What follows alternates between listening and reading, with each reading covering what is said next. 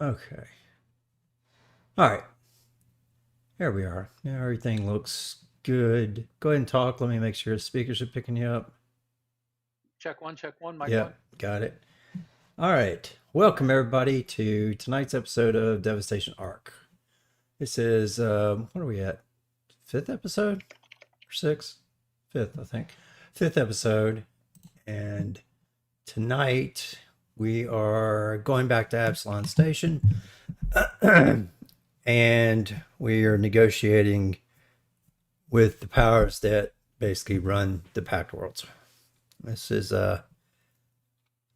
there is a massive ship that has entered into the Pact Worlds of the Civ, and seems to be making a beeline path. Everybody that went to go near it, drones shot them out of the sky. A couple of Eoxian ships took off after them, and we've got to decide what we're going to do with that. And there's a few more other things to get through. So we have a couple of people short tonight. We are missing Bushi, and we are missing Enzo. And it looks like Chaz is running late. Let me see if he met me and sent me a note so he's running late, or if he's still sick from last night. Let me bounce a question to him.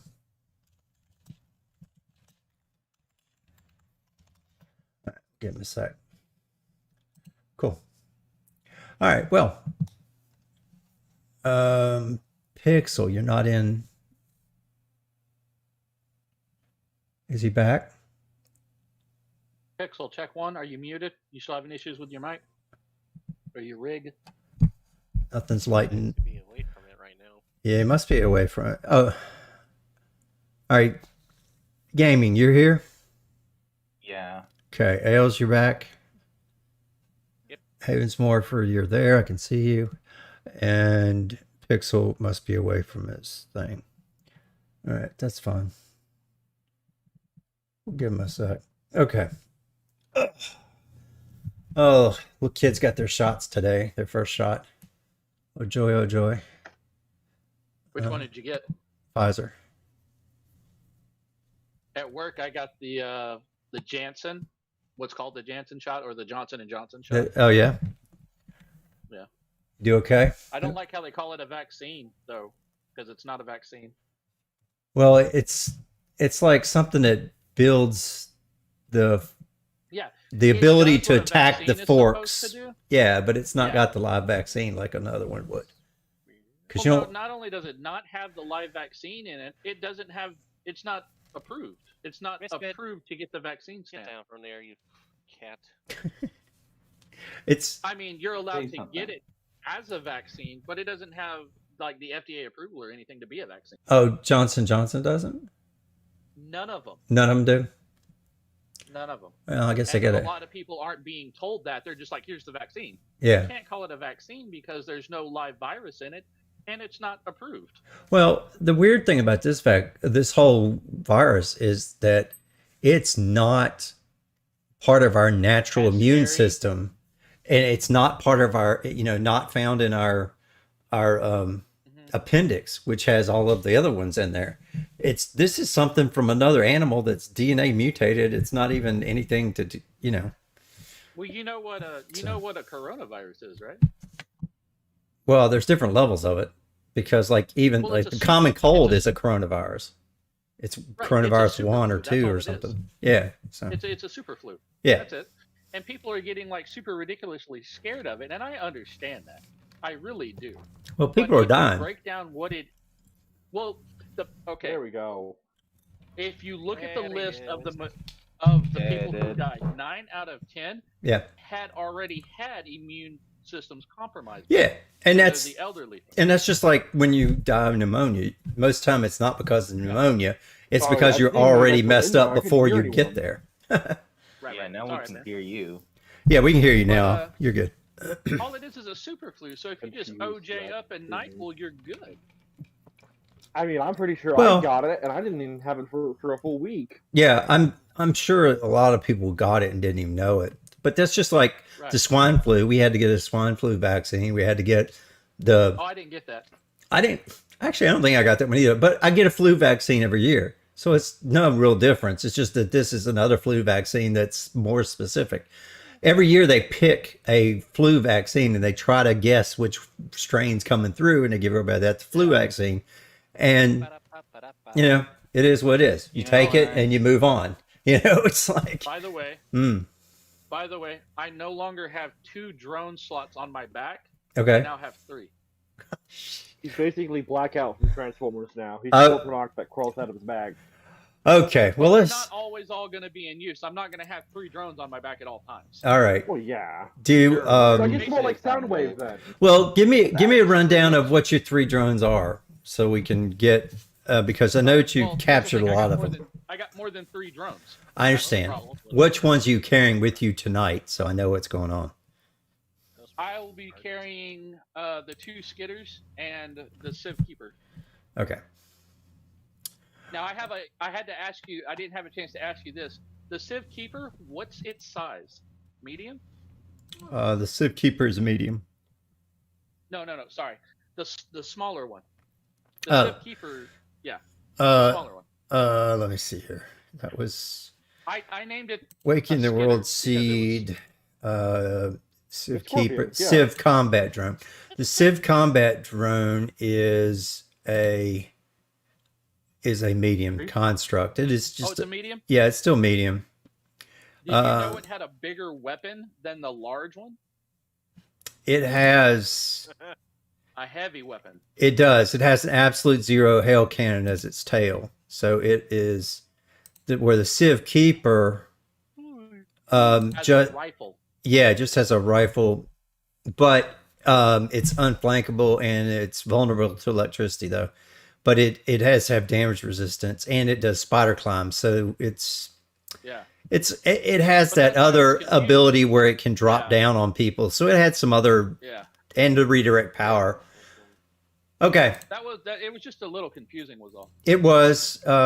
It's just that one is a higher CR. So that's the only difference.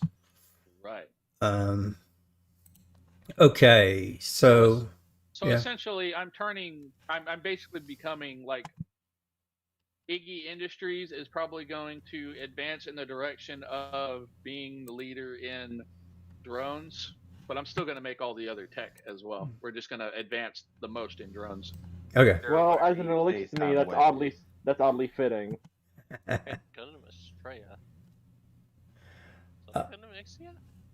Think about it. He's literally an elixir. So having advanced shank technology is like really fitting for them. Mm-hmm. Heavy arms. Oh. And this the Shenglong. Send out its armadillo. I mean, Pixel brought it up. He's now Soundwave, basically. Yeah. Odin superior, dog inferior. What?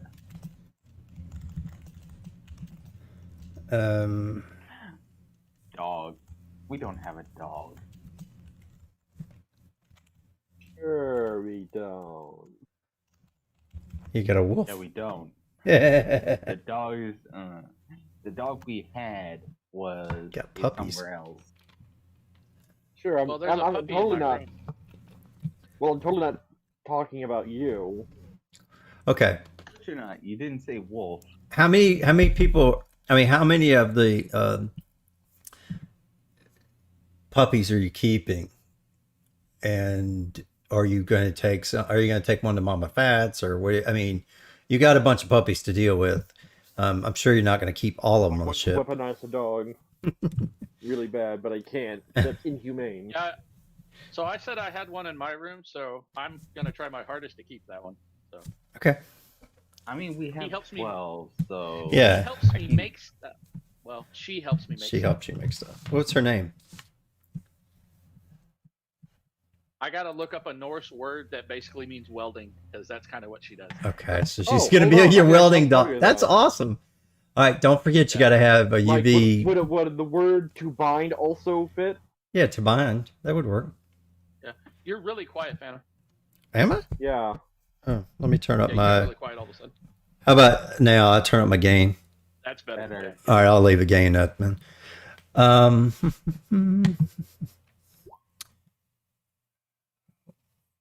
somebody beeping. What was that for? I don't know. Gender. Gender. Oh, he's just okay. Boys. Yeah, I 7. want mine to be a girl. 1, 2, 3, 4, 5, Oh, there's 6, 7 of them. 6 and 5. Yeah. Yeah. Or no, that can't be right. 7 and 5. Yeah.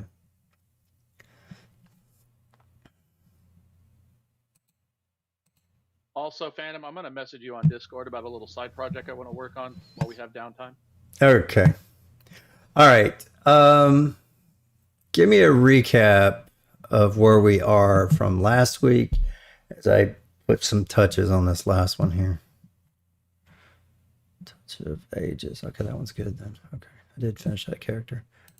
All right. I can't believe this Ulf started off Bert. as just a little. This started off as just some small little ship.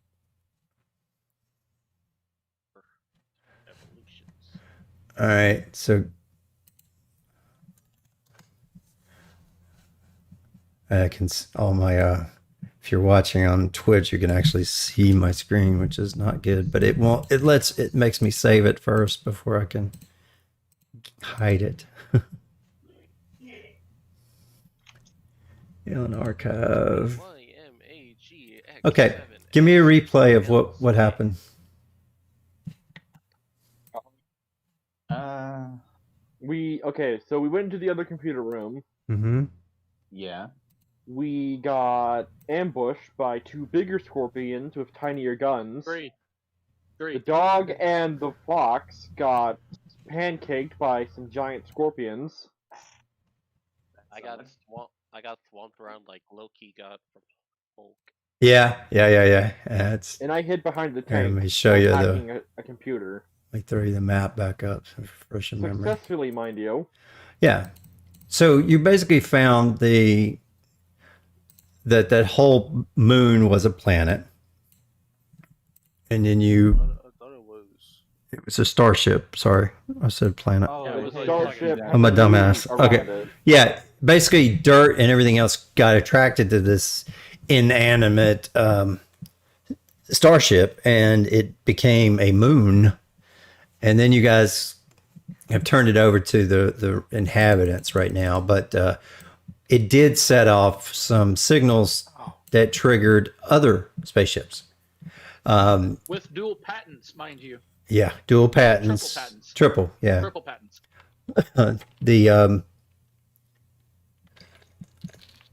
The corporate entity Avacor and you guys and the inhabitants of the moon that were slaves of the people that had the starship.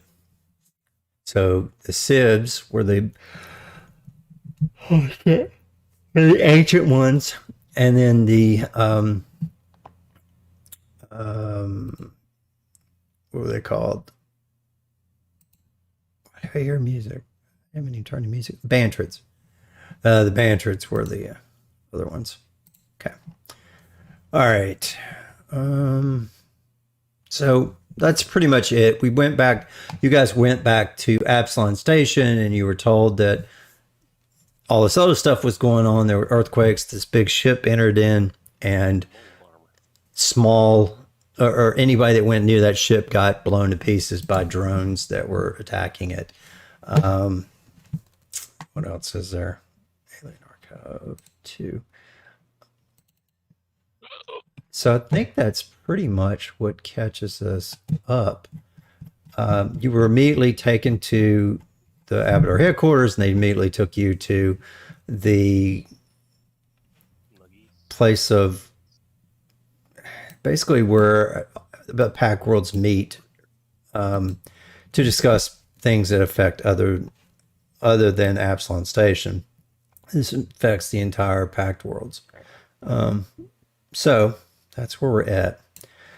You guys went to the Golden Vault, Abadar's head office. You met Cabrisa June here, and you found out about the ship.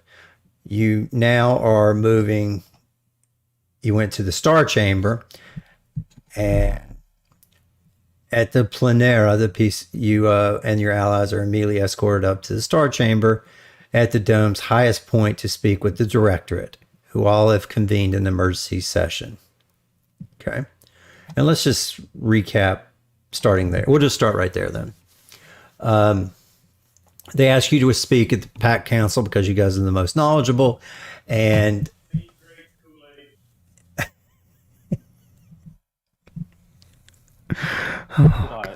he was just saying something about the drinking Kool-Aid.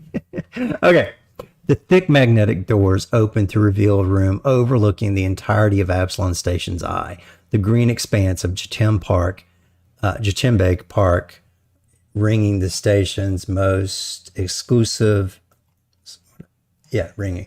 and prestigious buildings. A semicircular of chairs and desks opposite the walls, spanning windows, each seat pointed at the triangular display that sits at the center of the room. The members of the Directorate turn to Eoxian as Eoxian enters, rearranging their chairs to face the arriving delegation in respect.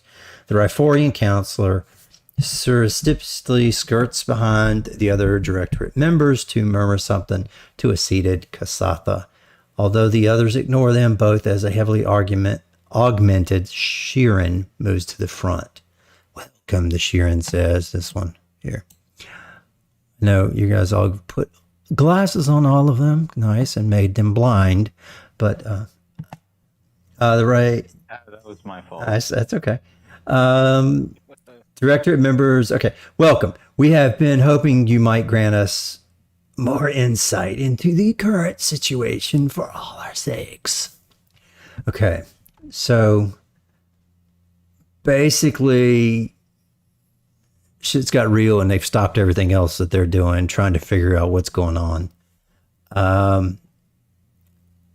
Okay. So now there's two things you can do with these NPCs. You can assess them and you can influence them. Okay. Oh boy. So, Exactly by assess. The counselors have different viewpoints. Untangling their statements from their inherent biases and motives can give you a better grasp on the truth. Basically, your sense motive thing. You're trying to figure out what's going on, and it could be your profession skill if you're a politician. It could be if you are a criminal or if you are a military. There may be ways you can get around these things, and they can be a substitute for some of the checks. Right. And then also because of your business background, you might be able to do some with some of the other ones that are more business. Okay. Influencing, it's going to be a social. Oh, you know he's not here. Yeah, no. Okay. Yeah, Tom's not gonna be here. Yeah. today. Bushy and Enzo are not here tonight. Enzo had some company come. Got that whole thing with the business and stuff. Yeah. Well, you got your own little Tony Stark there, and then you guys have some creative stuff with you. Influencing a PC. with a 40 on sense motive. Right. Okay. Let me tell you what, for influencing, you're going to do sense motive or society check. I don't know what a society check. That's what it says. Or society check. I'm like, Sure. that's not even a They thing. mean culture. They mean culture. Yeah, Cole. And you learn this, and the PC learns the skills they can use. Oh, with the sense motive or with a culture check, you can figure out what skills you can use to influence the PC. I mean, yeah, the NPC. So some of them you may find out you have to do something different with this one than the other one. Okay. Influence checks is you just win in their favor. So basically you're getting on their good side. Okay. 1, you're trying to make friends, and 2, you're trying to read between the lines. That's the short answer to this. Okay. All right. So, I mean, he's got that 40. all right. Well, you got to wait till you talk to each person. So not just randomly rolling right now. Okay.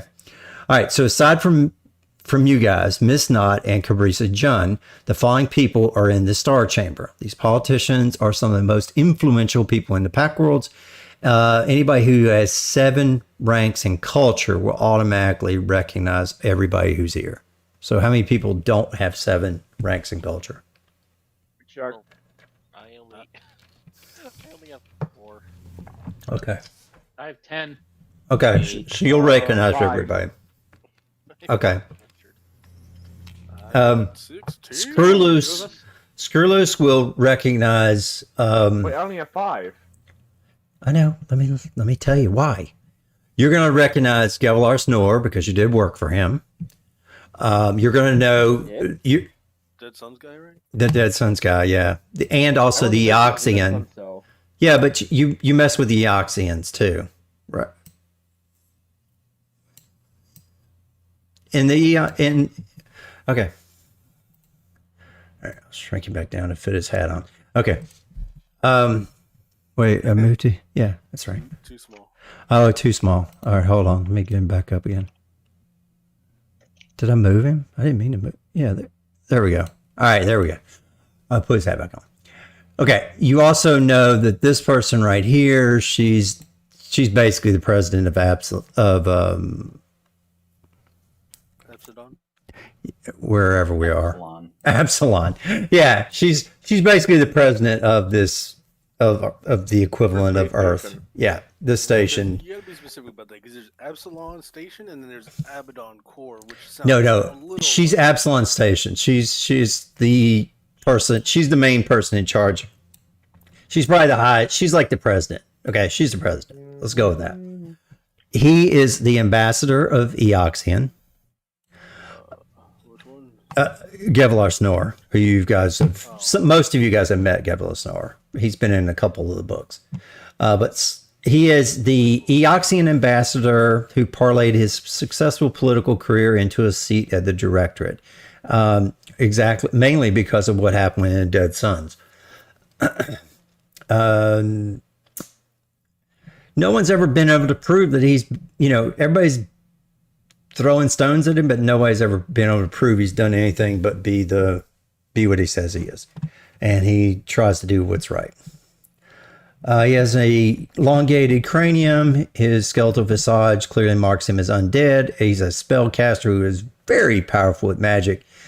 And he has eerie light that burns behind his sunken eyes. He always wears a fancy gold and purple suit that clearly displays his power and prestige, though the elbows and sleeves do fray because the sinewy bones kind of rub at it. Don't look like a purple suit. It's purple and more like a red suit. yeah, it looks. I think it's one of those things where it's like the artistry. Hey, does he's a not lich. match. It's faded. Yeah, it's Purple does not fade into red though. it is a Can. yeah, because there is red in it. If the blue burns off, it's more of a mauve than it is anything else.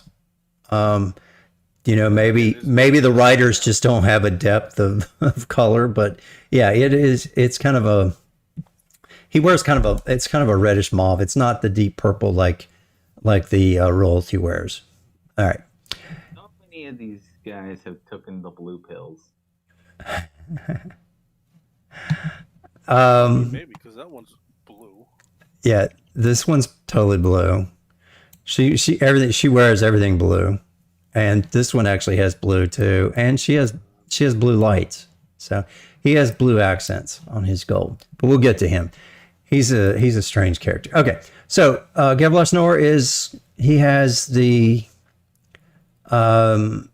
his contacts highly indicate a less than savory nature. He is super diplomatic, super helpful, but nobody can get anything true out of him. He is one of the best at the best. You're not going to be able to you sense motive him on some things, but if he's trying to hide something from you, you'll never get it. But for this, you'll be able to sense motive this guy. You can do assessments on him about rescuing the Eoxian fleet. You can do culture or sense motive for him. For influence checks, it's diplomacy or sense motive, or mysticism because he's a mystic. And then any of you that have remained on good terms from a previous episode would get a +4 bonus to this. Enzo would definitely get a +4 for Gevlar Snore. The rest of you guys is kind of, it's going to be sketch, but he definitely would have. Motives. I don't think I'd tell you this. You guys have to figure this out. All right, let me just introduce the rest of them real quick. Okay, this one is Clindelik. It's female Sheeran. She is a gregarious Sheeran from Verices. Clinda is a staunch proponent of cybernetic research, and she has tons of technological augmentations. She's not officially trained in medicine, but she spent enough times in the medical facilities that she picked up the basics. And like Sheeran, she's worried about attacks from beyond the worlds, including the Swarm. Much of her body is enhanced by cybernetics. Her eyes are electronic components, which see further than most. And it's not always certain what she's looking at because she has such augmented eyes. Her legs are fortified with metallic struts, and one of her arms has a cybernetic limb. Some mock her because she's more machine than not, but she's super positive attitude, and she engages in casual conversations with people she just met. Medical research into cybernetics is her main cause, and she's widely regarded as the counselor most concerned with the lives of sapient creatures, to the point where many have considered her to be a bleeding heart. You would assess her defending the Adari, diplomacy in medicine, or intimidate, interesting enough, for influence, and assess culture and sense motive. Not going to tell you anything about her motives. Okay, next is Kumara Melacruz. She's a female human envoy, not a director, not a member of the directorate or even the Pack Council. She is the prime executive, the top government official at Absalon Station, and she's basically the president here. She's known for a tough stance on corporate criminals.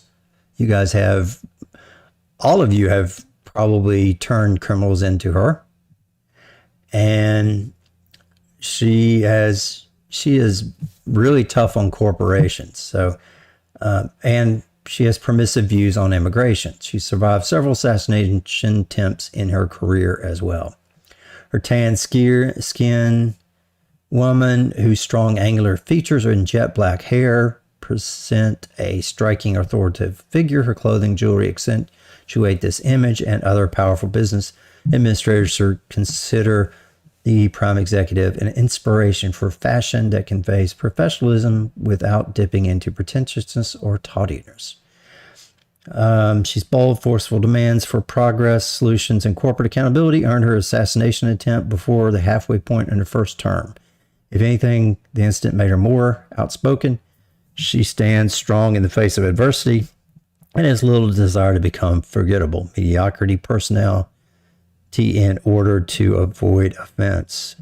If her opinions outrage people, she figures she's doing something right.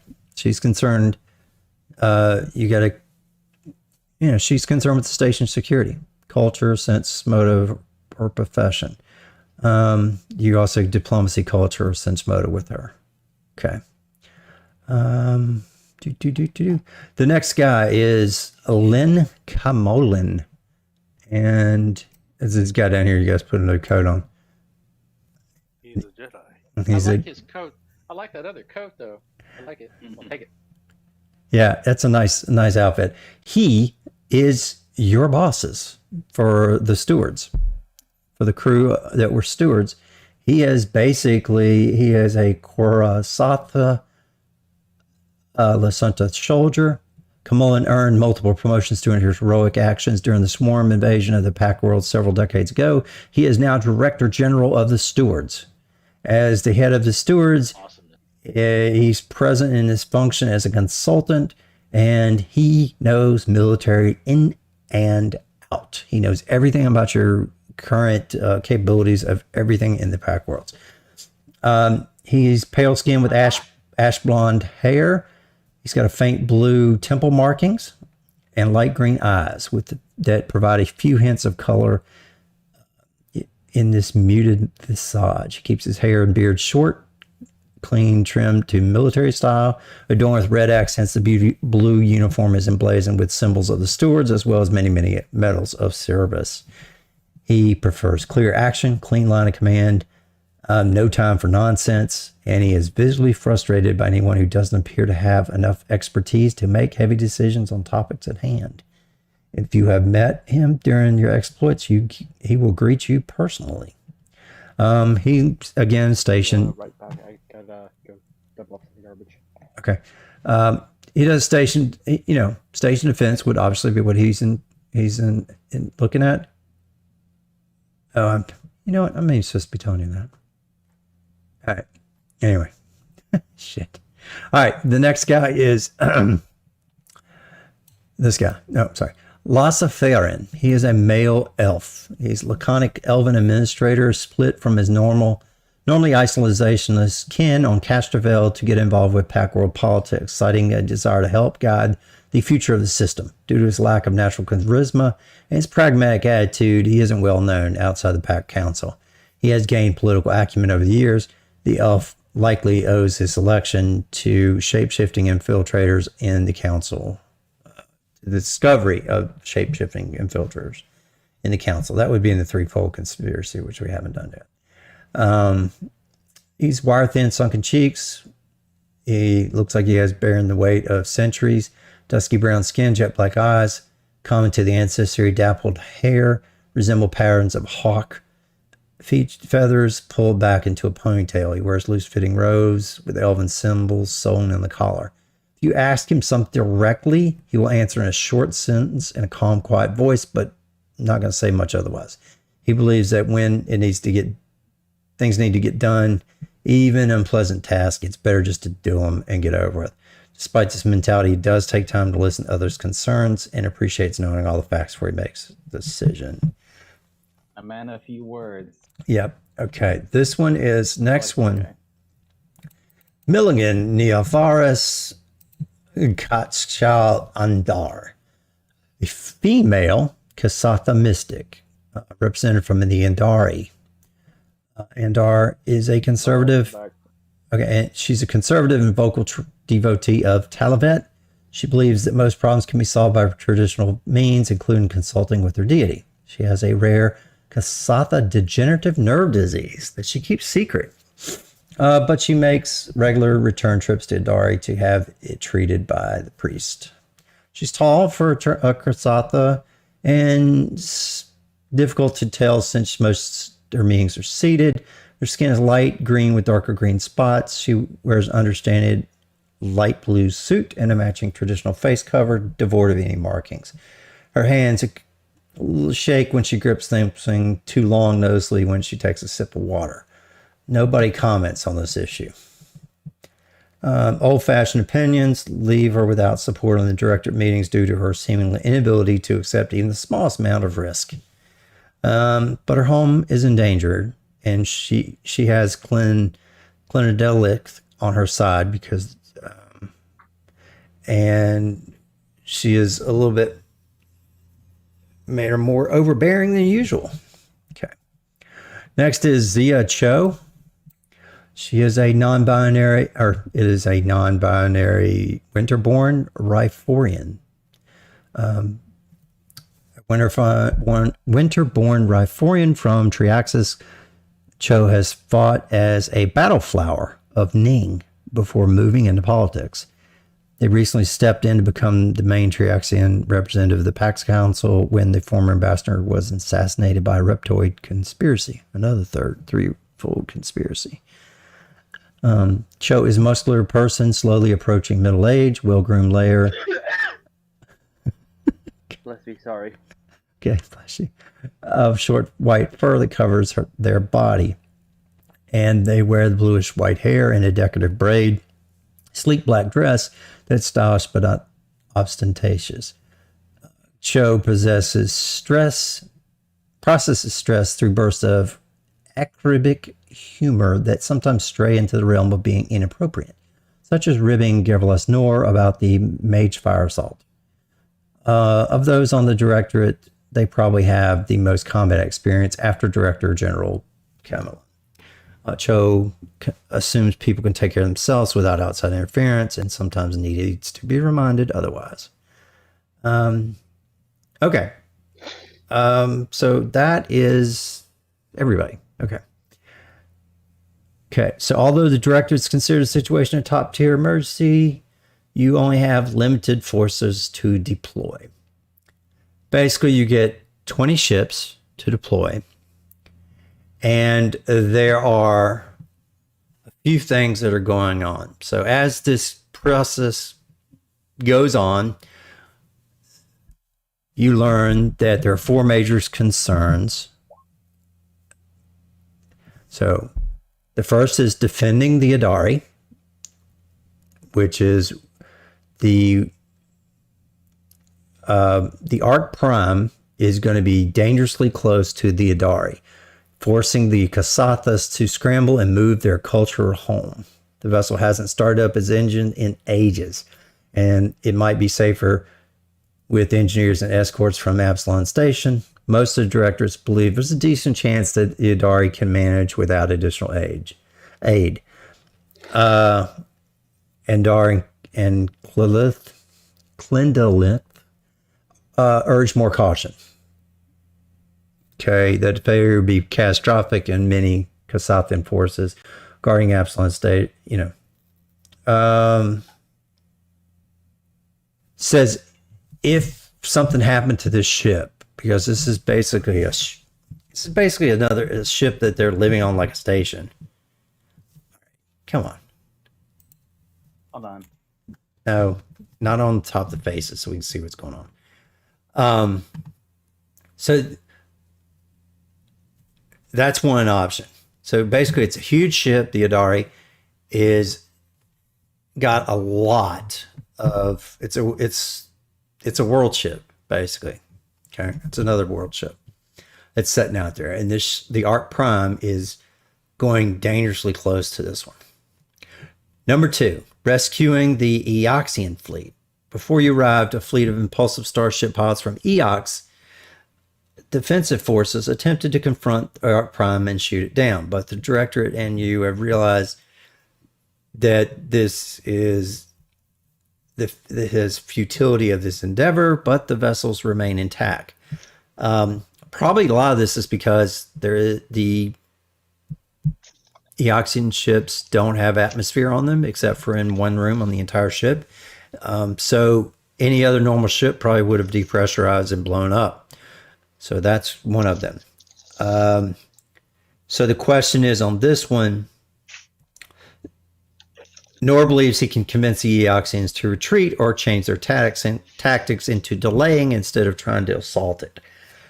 All right, so Luciferin recognizes the limited scope of the system's forces, and he argues for leaving them to their own fate. The number 3 is station defense. If the Ark continues coming at its pace, the Directorate is extremely reluctant to remove a significant armada presence from around Absalon Station. These ships are currently in prime condition to try to rout the alien ship as it nears the station, but unless convinced otherwise, they won't have them take part in the operation that might bolster other Packworld's forces before the Arc Prime arrives. So number 4 is station security. If we move too many forces off Absalon Station, especially due to likely civilian panic, should the Arc Prime come too close, worse yet, political fringe groups have threatened on social media to storm sensitive government facilities.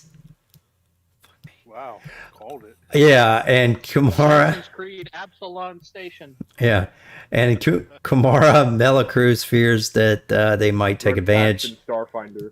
of the Calm down. raid the capital. Yeah. All right. Kumara is worried that they'll take advantage of this to have an uprising during this chaos. So she wishes to keep the crews of many other Armada ships nearby for their security and their evacuation efforts if necessary. Okay. So there's four to deal with. Okay. They are decreasing in difficulty. And Daria is From 1 to 4. yeah. So the easiest is to keep everybody at station security. The hardest is to go to the Idari. Sorry, it starts with an I. Idari. But yeah, that's fine. So I was immediately going to say, like, keep, like, if anything, like, station security 1 or 2 fleets at most. Okay. So you have 20. You have 20 to deal with. Without any of your help, they want to do this to start.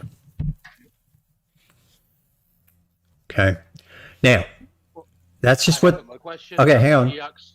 Hang on. That's just all that they want right now. Now, you can take 6 checks to sway the directorate to reallocate a fleet. A fleet can be reassigned with a successful bluff, diplomacy, or intimidate as appropriate for the rhetorical tactic. You can also use the appropriate profession, skills, mercenary, soldier, politician, whatever, instead. So, anyway. Now, what's difficult with this is there are also DCs specific to the 4 items. I mean, the 4 things. So let's see if we can figure this out. I did have a question about the Eoxian fleet rescue mission. Yeah, it's not really a rescue mission. It's more he thinks that he can convince them to either retreat or to change their tactics. So they're not being like straight up attacked? They are not dead yet. They're engaging. Well, my question was going to be, yeah. how many ships are engaging them was basically going to be my question. Well, the first ones that engaged them, other than Eoxians, were blown to bits.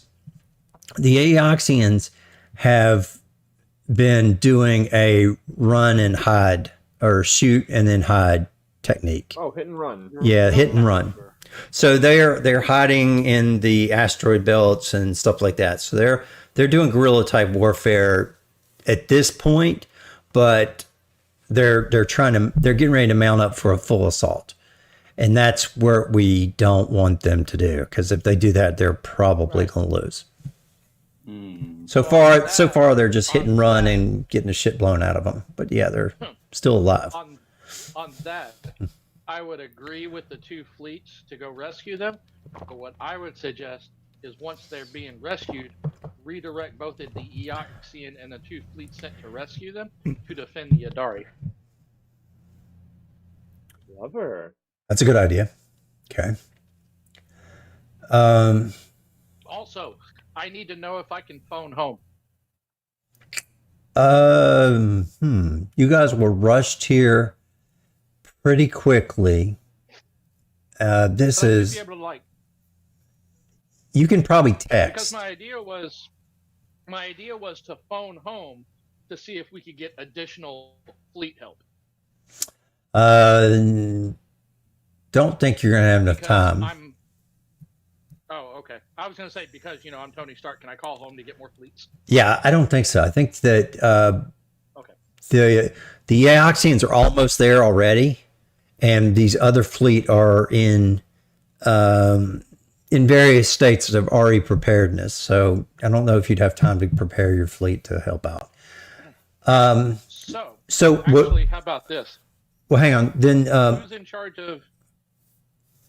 Go ahead.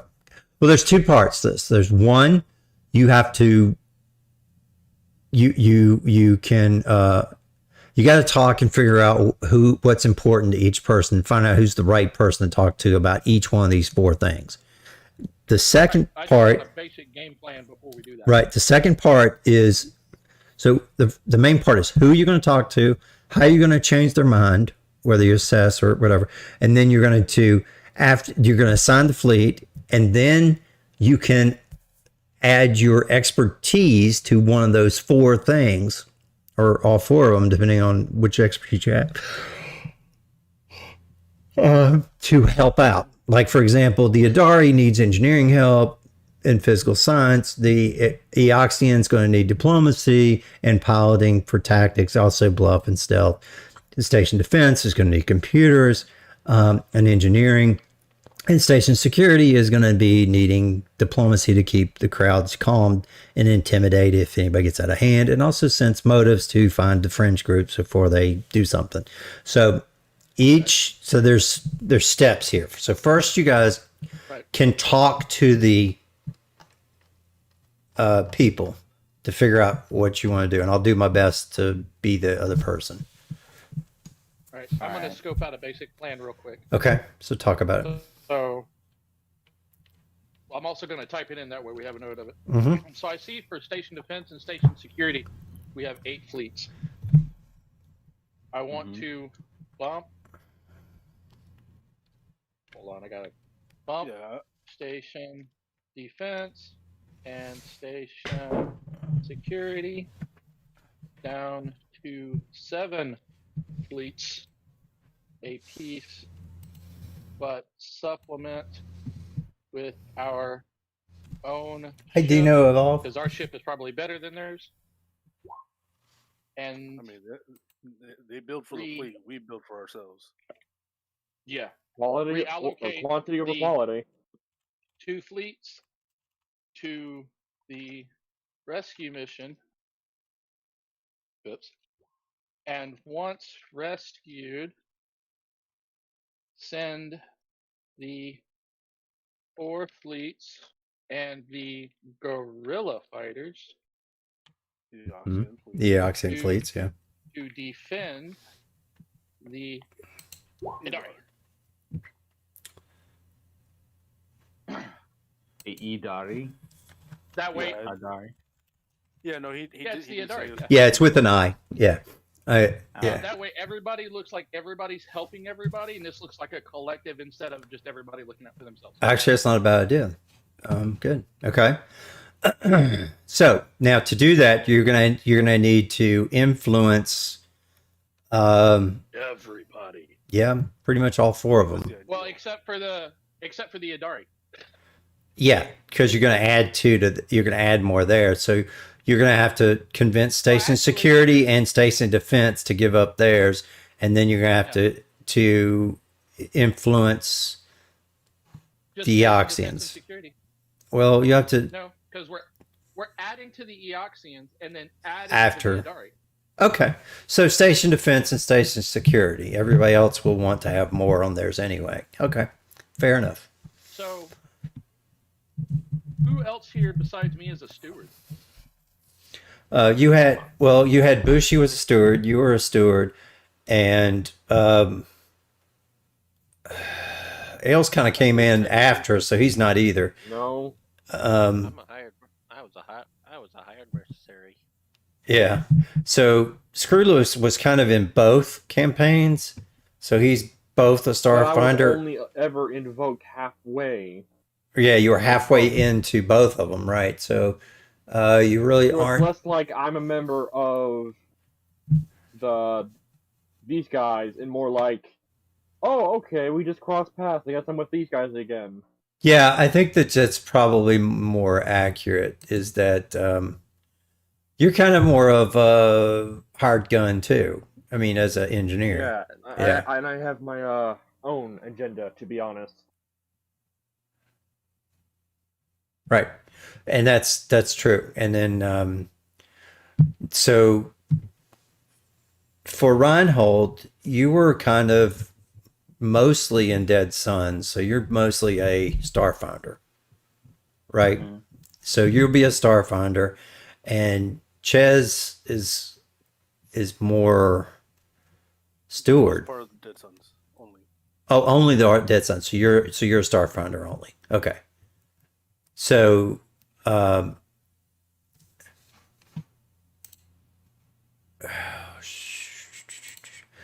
Balian and So Reinhold and Chez and Enzo are the straight up Starfinders. Bailey and Bushy are the straight up stewards. And then Screw Loose and Hiroshi are basically neutral. They're third parties. Yeah, I mean you're kind of just mercenaries. You're I'm not hired for a job. You're not hired to kill, but you're hired. What you're filed under, basically. You're more like you're independent. Independent mercenary. It's when it comes down to it, it's just they fit the same category. Yeah, you would be filed under mercenary, even though that money is not what drives you. Right, I guess, or you'd be The hell was that noise? I guess you can just call it professional. You guys are just professional or specialists. We'll call it specialists. How about that? That'll work. Professional rat. Specialist rats. Okay, all right. Yeah, and I wanted to get that figured out because that means like if Bushy were here, he could help me talk to the general. That is true. So since Bushy's not here, we'll allow Screw Loose to be part of that. And I would actually like to ask you something real quick, Phantom, if it would be possible. Mm-hmm. I'll text it to you in DMs. Hold on. Okay. In Discord or Whisper and Roll20? Yeah, Discord. Okay, let me open up Discord. So I don't know how to just do like. Right No, just private Discord's fine. So I'll just do it in Discord's DM. Oh yeah, yeah. That'll work, Balian. You can do that. That's fine. It'll be on the station calling the civilians. Oh, I love that. Okay. Let's see. What's a good one here? So while we're waiting, go do a little dance. Okay.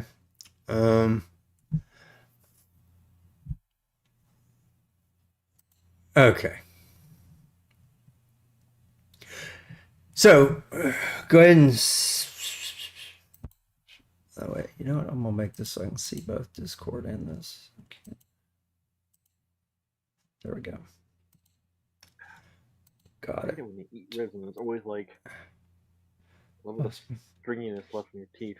I think that's a good idea, but they won't get here in time. Right, travel would be too slow. Crap. Yeah, and I can't. I probably could have contacted them. Bailey and asked the exact same thing, so I couldn't. I can't give one and not the other. So no. You have 20 to work with. You have 20 that are ready because they were getting ready when you guys traveled here. They knew about it before you got here. Mm-hmm. It does take a while to restock the ships and everything else like that. I mean, this is.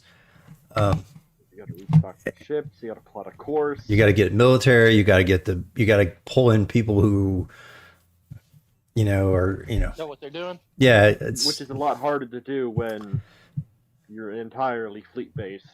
Yeah, and this is different than this isn't the military 100%. This is unknown technology. This is a massive civ ship that's seemingly going by itself. As far as they know, all the civ are dead, but this ship was automatically turned on. So this is more than just killing people or landing on troops. This is swarms of drones and automatic defenses and all kinds of weirdness with this whole situation and technology that you guys have never seen before. I mean, you guys have fought it. You guys are the experts. In fact, in a millennial, you are the only ones that have fought it and survived. It's like it's like someone took Homeworld and just made it and just combined it with Skynet. Yeah, that's what it's like. This all of a sudden you woke Skynet, and they just decided to anything that doesn't have their DNA, they're going after. All right. Or metal Tyranids. Yeah. So, okay, let's get into it. What do you want to do? Which we should be safe from because we have the markers. Oh right, we saw the identify friend or foe codes. You do. Wait, why don't we give those out to the fleet?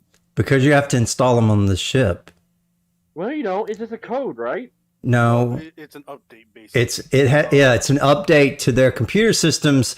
Remember, they were remotely controlled, so you had to get to the main unit to put it in to ignore Basically, we you. give it to the general. Yeah. We basically give it to the general, and he uploads it into Absalom Station. Then it's like a 5-minute process. Well, we had to install it into the drone. It's got to be in the civs computer systems so that they recognize you as part of a civs. So you would have to get on the ship, get to the computer, and then hack the code to make it so that they wouldn't ignore you. Pods. Yeah, I mean, that's an interesting way to do it. And it's probably what you'll end up doing. Well, But I mean, we did put a wireless comm in there. I do have, yeah, but it's not like the swarm where they push and continue. It's not like the Borg or the swarm where if you put it in one, all of them connected. Each of those drones were controlled remotely by at a station, and you had to hack into their wireless carrier or their antenna systems. So it's and they're all kind of separate. It's not one massive thing like the swarm. Like you infect the main host and everything goes. Yeah, so it's going to be interesting. Okay, so what do you guys want to do first? So you want to take some. With the swarm, it was a god that was the main. Right, but you guys got into the god's brain basically when you got into that plane. Yeah. So that's why it's even. We got to the brain to deal with it, but then we had to come back out to deal with the actual body. Right. That was a pain in the ass. Right, Actually, but no, that wasn't. We beat that pretty good. I know you beat the freaking Hydra thing that should have eliminated half of you. It helped that all I was dealing was fire. Yeah, because they couldn't regrow. Basically, shut down their and that's the same with a lot of these big bosses. If you can find out what shuts down their regeneration, you can kill them. All right. So tell me what you're going to do, who you're going to talk with. Let's get into it because we're already 9 o'clock. I think I should be talking to the general. Okay. So what? Okay. So let's go talk to the general. I have already forgotten who is all who. Okay. So you got an elf, basically the president. Oh, it's a good thing that Yellow's not here for that then. Okay. Yeah, no. Eoxian. Okay. Basically the stewards. This one is from Idari, from that world. I seeded her race. The Cho was the Riforian, and Cho was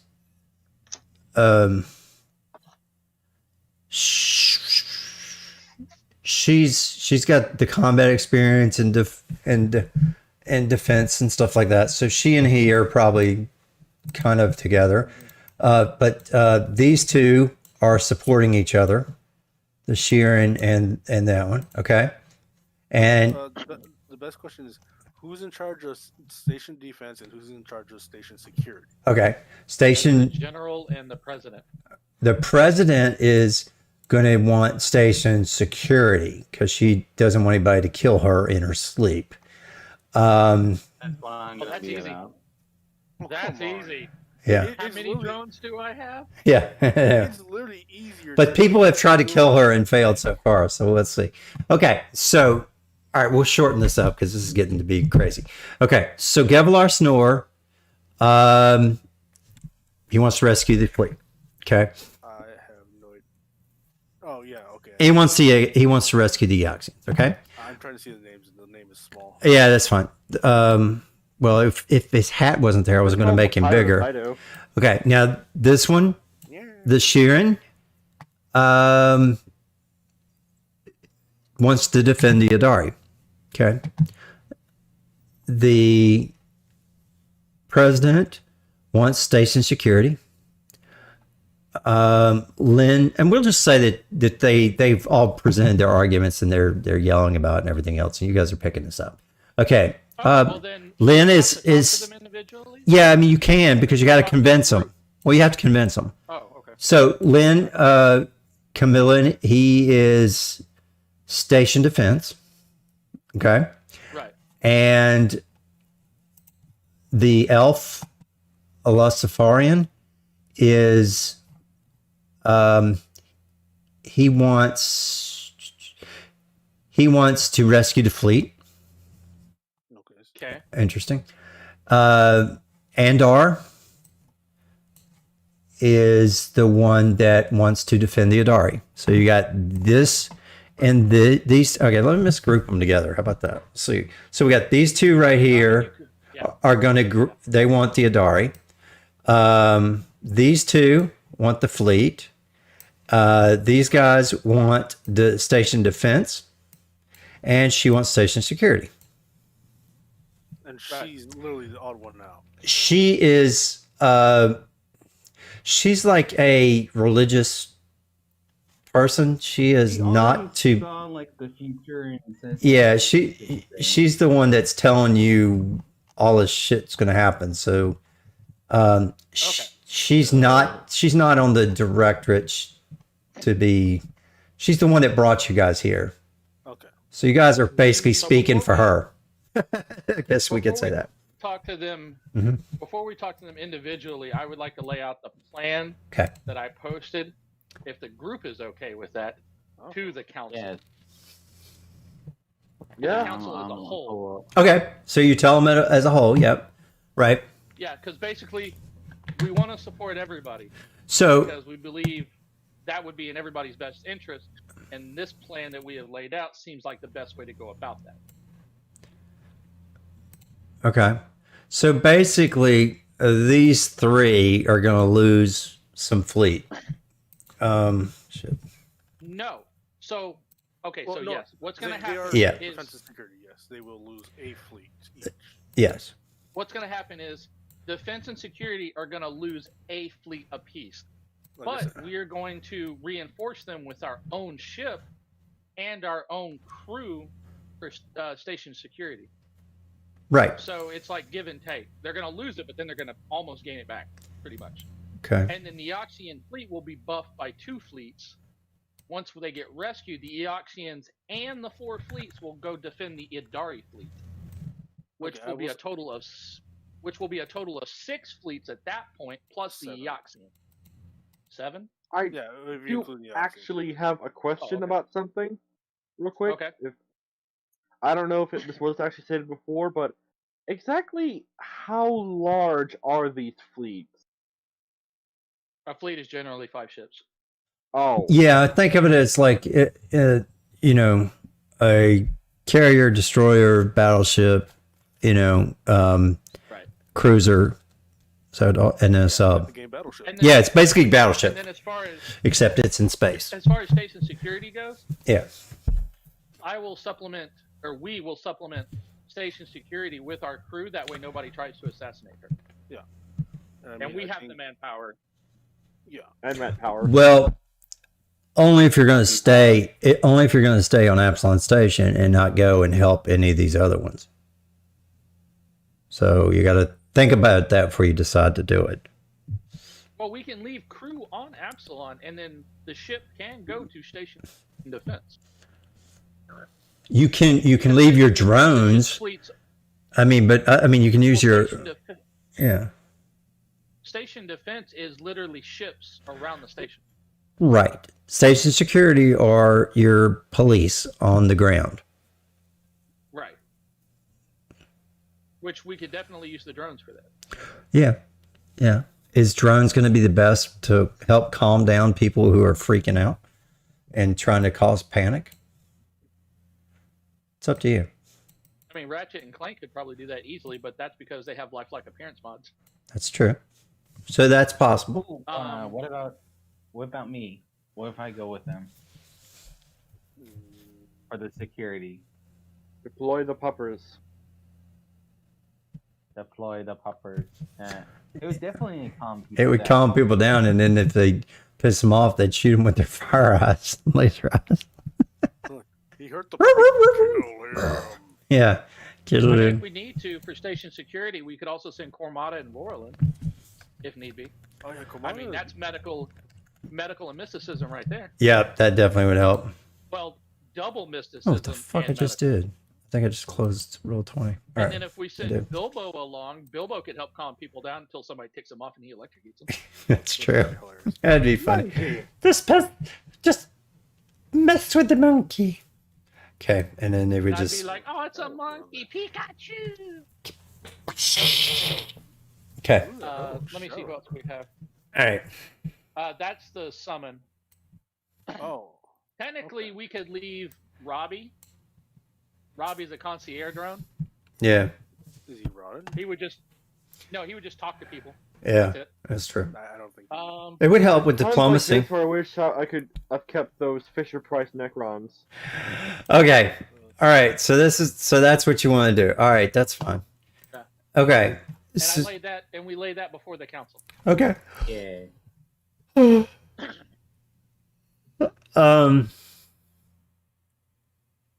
Okay. So the first thing is that Lin Kamulan, he says, well, I respect you, Balian. This taking the extra fleet from station defenses would cause a weak spot by not having all 8 fleets to completely surround the station. Then I would give him a schematic of our ship to his data pad. Yeah, but your ship can't replace 5. No. But we can plug the hole. So it's still down 4 ships, including a carrier. You are a destroyer, but are missing carrier, battleship. I actually have a quick question. Yeah, go ahead. Would we have the appropriate time to maybe convert a larger freighter into a carrier? No, If we go we are a large ship. you are a Like, you're a destroyer class. Okay, you are 100% a destroyer class. So you are basically a destroyer is basically the battleship. I mean, because there is destroyer in their battleship, but you guys are basically battleship. The explorer is more like a destroyer in the fleet type. But I would also like to point out to Lynn, our drift engine is much more capable than their common drift engines, where they have drift 4, we have drift 5. that's true. You actually would you would shave a day A shorter. I'm still a little loopy. Also, it is worth mentioning that technically, the battleship is heavier and more. Well, it is more combat oriented than a carrier. Correct. Yeah. But the carrier carrier can only defend itself and shoot out fighters. But the carrier has a lot of fighters which would be able to fight the individual drones that are coming after you. That's the purposes of the carrier, because this world ship is carrying thousands of drones. So if you could have dozens of ships to chase after those thousands of drones, each of those carriers would be. This is why we need Corvette class vessels. Hold on. No. We do have a boarding pod. We could essentially shut down their drone system. Correct. If you could get there quick enough, and if you could get in the ship through the ship's defenses, just like you guys have done with the different drones that you have fought already. I have read your mission reports. We haven't been more suicidal before. Anyway, so if you want to convince me, you can try to insert influence so first do engineering, piloting, or profession soldier check. Let's just first to make sure you're right with that. All right, let's see. Computers, engineering. No, engineering, piloting, or soldier is the 3. Okay, engineering. Screwloose, you're 100% sure he really is trying to do what's best for station defense. Now, to influence him, diplomacy or sense motive or your profession. I'm not. So diplomacy, sense motive, or a profession soldier. Night. Now, I will tell you that the 2 stewards will get a +4 bonus. So what are we rolling? What are our options? Diplomacy, Diplomacy or sense motive? sense motive, or your profession if you have a profession of soldier. Can I help with the diplomacy? I think You are a Starfinder. You could help Gevlar Snore if on that one. Yeah, you actually do have profession soldier, so you can count yours as yeah. Yeah. What's the steward which 10 with is- him? Unfortunately, we only have one of you here right now. Can I assist Odin? On a sense I motive? have a profession which can be classed as soldier technically. Yeah, that's fine. It's. So do I I. will let you know that the profession soldier is a much lower DC. Right. Again, I can don't I think assist we're- Odin? Yeah, you can assist him. I don't think you'll need to. Yeah, he got it. You're fine. Yeah, well, I just need a 10 to assist anyways. Yeah, you're fine. So you do get, and you can influence him, and he he tells you that, you know what? Just so we don't waste time and miss our chance with this, I think that this is probably the best solution because, like you said, this lets us split units where we were not able to do it before. So you are able And then I to. have one more question for Lynn. Okay. Where'd you get that jacket? I want one. It's my uniform. You have to be Director General for this. When you take my You're job, saying there has to be a power vacuum. yeah, when you take my Do job not say such words. from my cold dead It's hand, only called null space chamber. yeah, Push up pixel in a null space chamber. No, not the Pokeball. yeah, no, it's it's a Director General's uniform. So it's like the Minutemen general uniform. Okay. You got to be in charge of the stewards. Awesome, I'll tell you that. Basically, you got to be in charge of the True. stewards for this. You can have a similar, if you do work specifically for the stewards, you can have a similar uniform. I know, but as your only job for the high It ranks, is my only. no, you're field guy. You're not a general. Oh. Okay. I have to be an officer. Yeah, Technically, I am. you are an officer, but you're not admiral, I'm general. a desk jockey. Yeah, you're not a politician one. No, Okay. technically, I am an admiral. Yeah, because you have multiple fleet, but whatever. He's a director general. You gave me Yeah, you got you gave me admiral when I helped that one mission. yeah. I must have missed out on that. So he's a CEO, an admiral. Yeah, admiral just means What else he's are in you? charge of more than one ship. That's all. Playboy. I mean, Captain is in charge of one ship, and admiral yeah, is in that's a charge good of more than one ship. This guy is the director general. He's the main boss. Okay. Anyway. Okay, so you got one I agree success. as well. You got one success. All right. But because both of these are involved, you have to get a success from both of them to take that Right, ship. That's what I was asking. Yes. What about Zaya? How did she feel about that? So Zaya, she's like, they should be able to defend themselves. And so you're going to have to do a culture or perception check on her. And again, this one's a low one. Do we still get the +4? oh shit. Oh, you crushed it. Don't worry about it. Hers is only, you only had to get a 32. She's pretty much whatever she says is, she's pretty straightforward. Okay. Now she's a dancer. When you start talking to her, she's a battle flower. So she was a battle flower. So that is, but she was a dancer before that. So she is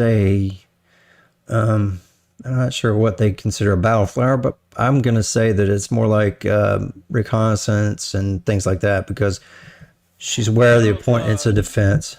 No, they're basically melee fighters. They do all these exotic martial movements while they fight with melee weapons. Okay. All right. That makes sense. Okay. Yeah, this is the Being a battle bard weapon. fencer, I guess. Okay. So you can influence her with athletics or profession dancer, survival, sense motive, or diplomacy. I mean, Can I get I the think diplomacy this time? 1 second. Diplomacy is higher. Anytime you do anything with their natural abilities, it's a lot lower DC. I would like to gift her Uh-huh. a 0-edge longsword. Oh. 0-edge longsword. I wonder if she'd like Are that. you proposing to her? She'd probably like a battle ribbon, but yeah. Okay. Oh yeah, she'd definitely like about it. Yeah, so okay, she takes that as an honor, and she takes it as an honor that it still has blood soaked on it. Too bad, I think it was your blood, but that's you took this off one of the guys you killed, right? Corn cares not from where the No. blood spills. We found this in a grave. Oh, okay, No. okay, We whatever. found it a long time ago. That's all I remember. I was trying to just give it. Yeah, okay. So anyway, so you See the battle bencher? No. The Zaya Chow. person. Oh. this one, Chow, yeah, okay. So they are the non-binary, so. Snare. That sounds like a Pokemon. So anyway, No. all right. So No, did you? Pokemon. Okay. So I'll give you a +2 then. Okay. So go ahead and tell me which All right. influence you're going to try to get. Survival, athletics, dancer, sense motive, or diplomacy. Survival, athletics, sense motive, or diplomacy. Yeah, or unless you want to be a dancer. But yeah, you're already everything else. You can't be a dancer too.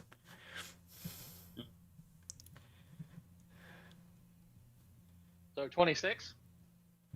Because you can't nat one a skill check. No, 26 isn't going to cut it. Does anybody else want to try to? Even with a +2, you're not going to cut that. Anybody else want to try it with survival or athletics? Didn't you also say Sense motive or diplomacy? Yeah. Survival. want to double? Athletics. Oh, athletics. I was looking at acrobatics. No, athletics. Dang it. Yeah, you can do athletics. Do that then. Oh, that'll do it. There you go. There you go. You got it. Okay. All right. So she's like, okay, that's, she makes a very inappropriate joke. I'm not even going to bother trying to figure out what it would be, but, I'll make an inappropriate joke back. okay. And she grins and she's like, what's one fleet? It'll be all right. They'll be able to defend themselves. And she's speaking of Absalon Station. So she lets you have the one fleet. Okay, so next you are going to have to deal with Madam President here, Chaz right now. Director, the Executive Prime of All right, Absalon stewards. Station. You're on point. Star Words. Damn it. You mean the other ones? You guys are stewards. The Starfinders. Starfinders. This is your home base. This is your boss's boss. Yeah. So she's not in charge of Starfinders, but they all report, and they exist here on Absalon Station at her pleasure. So, Oh, I bet they do. yeah, so you guys can go talk to her now. Okay, so we know that she is 100% going to want to defend this station. She's worried about station security. I think it's stupid to even have to roll that. So to influence her, it is diplomacy or culture or sense motive. I'll roll diplomacy. Okay. How high is your diplomacy? You got it. Excellent. With Good. a +4. What do you tell her to convince her to give up a fleet? Do you show her a puppy? What do you do? I don't know. What are you doing? Show her a puppy, point at Balian, all the above. Show of alien? First off, I Aliens open the drone army. conversation. Come up, wag your tail? I don't know. What are you gonna do? I Cheese wheels offer, for Cheese everybody. wheel. You give her a cheese wheel. You give her a puppy, and she just gets distracted and says, "Okay." I Yeah. mean, it's literally overwhelmed. What do you by do? Stuff. It's like, oh, what? Okay, what? Yeah. So I she. also offer her a date if this Oh. is successful. I think she- need a higher diplomacy. I no 37. That was actually pretty decent. She comes up and scratches you between the ears, and your tail starts to wag. So yeah, I guess she'll. Aw, snap. She, She's starting to raise up. yeah, I think she's all good with That's that. Alien. No, bad Reinhold. I'm, yeah. Yeah, down boy, put the leg down. Don't hump her leg. So yeah, No. Like- It's like the dog thing, like mm, Oh, Like yeah. back down. yeah, the little guttural roar. Yeah, okay, that's fine. Let's see what the little gift does here. Yep, high five. All right, excellent. You did good. So pass. Pass. So Okay, we passed the two we needed to pass. you We don't passed need the other the one. two that you needed to pass. We're gonna move on. You the other ones are pretty happy that you're supporting their numbers already, and they're gonna go ahead with that. Okay, so Oh, I want to give the I want to give Milgan a business card from my corporation to help her with her nerve damage. yes. Now, if you talk to her, tell me exactly what you're telling her, because there is something specific here about that. Well, during the conversations at all, did we see her like shake it all or? Yeah, when she was drinking, when she was trying to sip some water, you saw her shake pretty. Okay. She was going like Well, this. then I would approach her off to the side and give her basically a business card Mhm. for not just Yggdrasil Corporation, Yep. but another card as well for our medical branch, Yeah. and let her know that they advance. Who's what now? Kasatha, I'm she has nerve damage that she's basically got. She's got the palsy shakes. shakes. Yeah. Yeah. So I'm gonna give her. Yeah, I'm gonna give her two cards, one for Yggdrasil Corp, and then one for the medical branch, and let her know that they lead the way in innovations and procedures to help those afflicted with nerve damage. Yeah. So she's happy about that. If you had tried to use that as a negative against her, you would have gotten a -4. But you're trying to help her, so that's good. Okay. Fuck. What level are we supposed to be? 16. Okay. 16. I felt like I couldn't remember if I missed that. No, yeah, you're still 16 for. Mm-hmm. A whole lot of things got deleted. Let's see, you turned 17 before restarting. Okay, yeah, you're a little ways away from 17. Okay, that's fine. You start this at 16. I wanted to keep that on. Okay, now it's going to get interesting. Well, not quite yet. All right, so now you can contribute to each of these assignments. So if to defend the Adari, we'll start with that. Engineering to mobilize the world ship without system failures, physical science to push the speed, or piloting to plot the safest escape route. The result of this task determines how well the Adari will fare, as well as how many fleets will be available for the attack. Okay. Oh boy. Wait, we're going from top to bottom? Yeah, we're going to do top to bottom. And so you can use engineering to mobilize the world ship without system failures, physical science to push the speed faster, or piloting to plot the safest escape route. Now, I cannot help with any of that. I have a TOT 30 to engineering. So somewhere we need to write this down. Let's just probably write it here on this page. I'm also going to write it in the chat. Yeah, but we'll have to roll. We'll have to roll back to that. Well, let's write it right here on this page because we can come back to this page. Okay. Yeah, I have All right. 28 in piloting, although my engineering is significantly better. What's your engineering? 29. Okay, I've got a 30. Yeah. If we're gonna do engineering, You want to assist? yeah, I can assist you with that. Because all you got to roll is a 10. Yeah. All right. So we're gonna try engineering. Okay. Okay.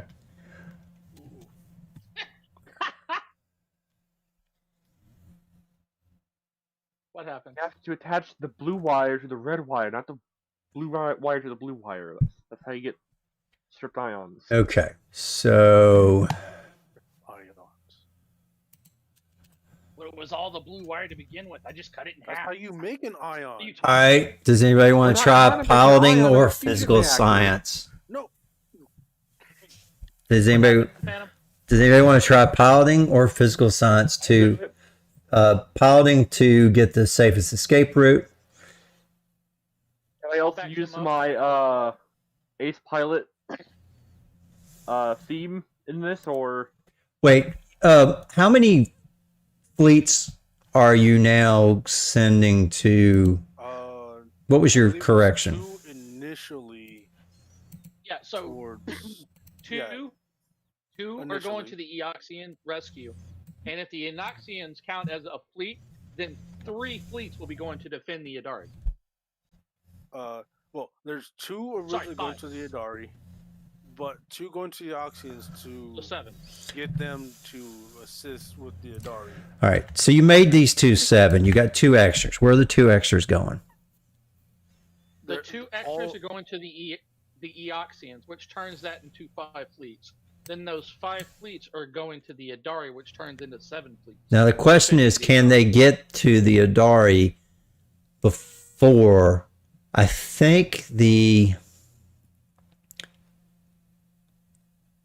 Well, that's why I asked. yeah. The Eoxians, yeah. So the Eoxians plus that, and then you're gonna so then you're gonna have them go here. So plus 5 here. Right.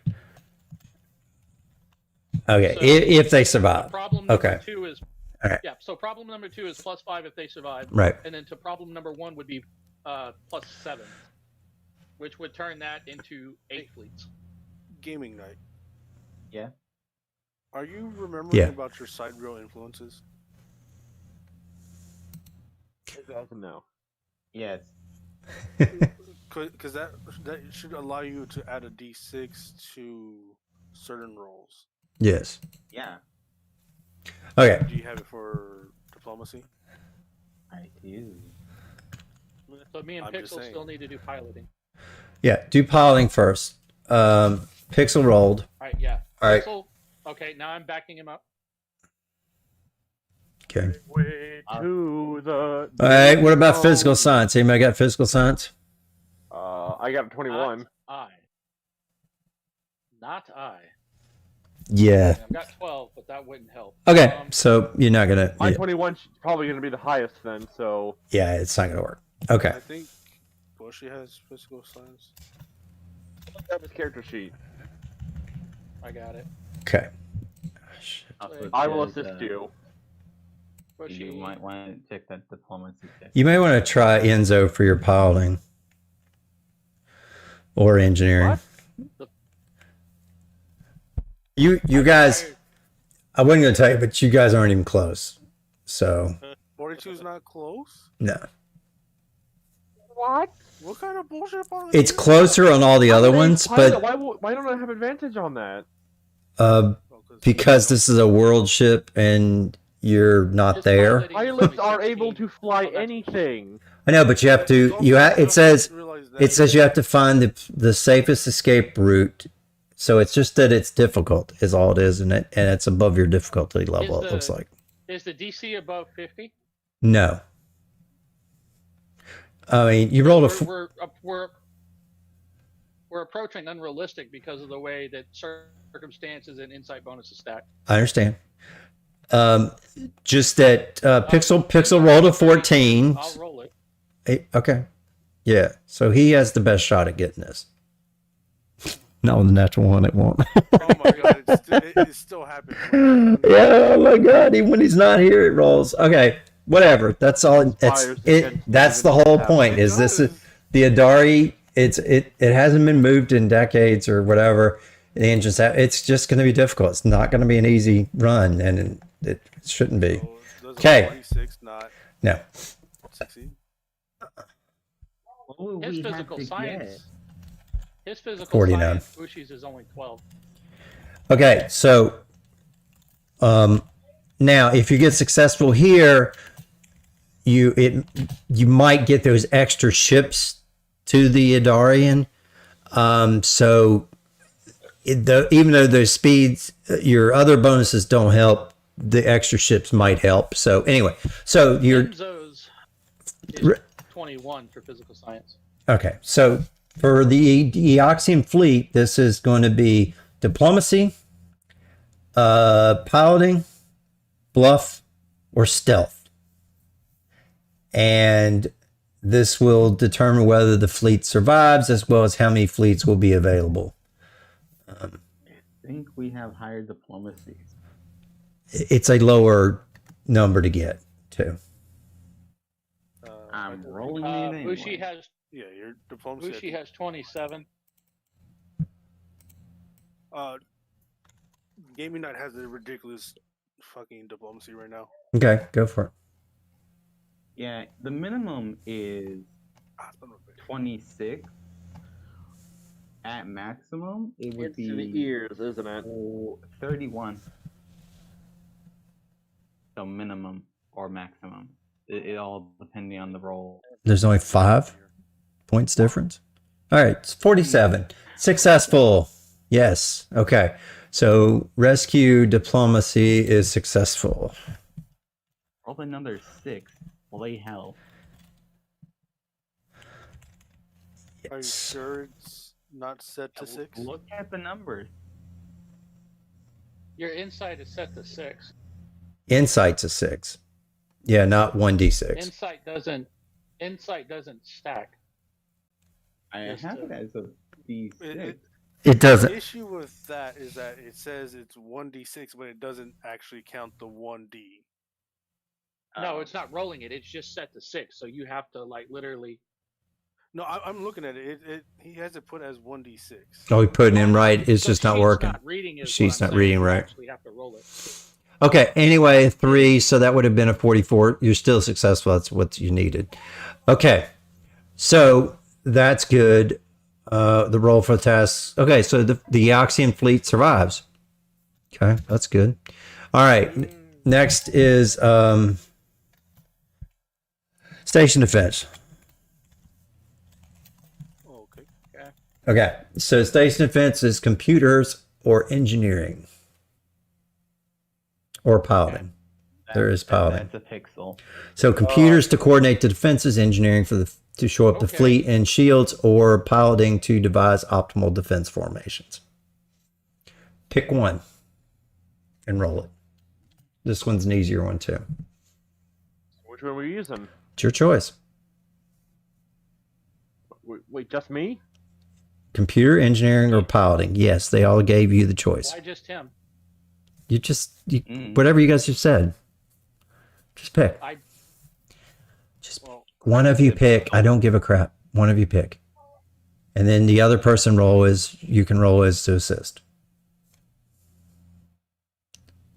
So, who's got the highest? Highest combined stat, even with aid. Computer, engineering, or piloting? Which is your highest number? What's your total number? 32, 30, and 26. Okay, so 32 is his highest. What's your highest? Screw Lewis, what's your highest? 29 and 28. Okay, so 32 is his highest. Roll your computers. Bailey. 45. Nailed it. Crit. All right, that's And fine. not 20. That's fine. You got it. Okay, so computers, yes. Okay, so station defense, successful. The Armada fares in the initial skirmish with the Armada. Okay. Station security, diplomacy to inspire the populace, intimidation to make them cow the extremist groups, or sense motive to recognize the friends groups that actually pose a threat. This one's 5, 23, 23. okay. This is the lowest of all of them. Shit. I've Bushi is 27 diplomacy. 32 intimidate. 16 piloting. Roll your intimidate. There you go. All right, you got it by 1. All right, so Bushy got that one. So intimidate. Yes. Okay. So 1 failed, 3 successes. Okay. Not bad. So the Adari with all the innocent civilians are probably all down, but we'll see what happens when we get there. Okay. So after the meeting ends, Miss Knott transfers you 1 million credits. So you each get 250,000 credits in your bank accounts. I'll be right back. Okay. Okay, if you want. We all left because that 1 million is small. Yeah. Well, that's. Yeah, but it's only one part of one mission. You've still got a lot of mission to go. All right, so you each got 250,000 credits. Now, she dumps this into your bank accounts. If you really want this on cred sticks or whatever, it's going to take a few hours to get, but you are on Absalon Station. So if you want to grab something, you can. Once This works.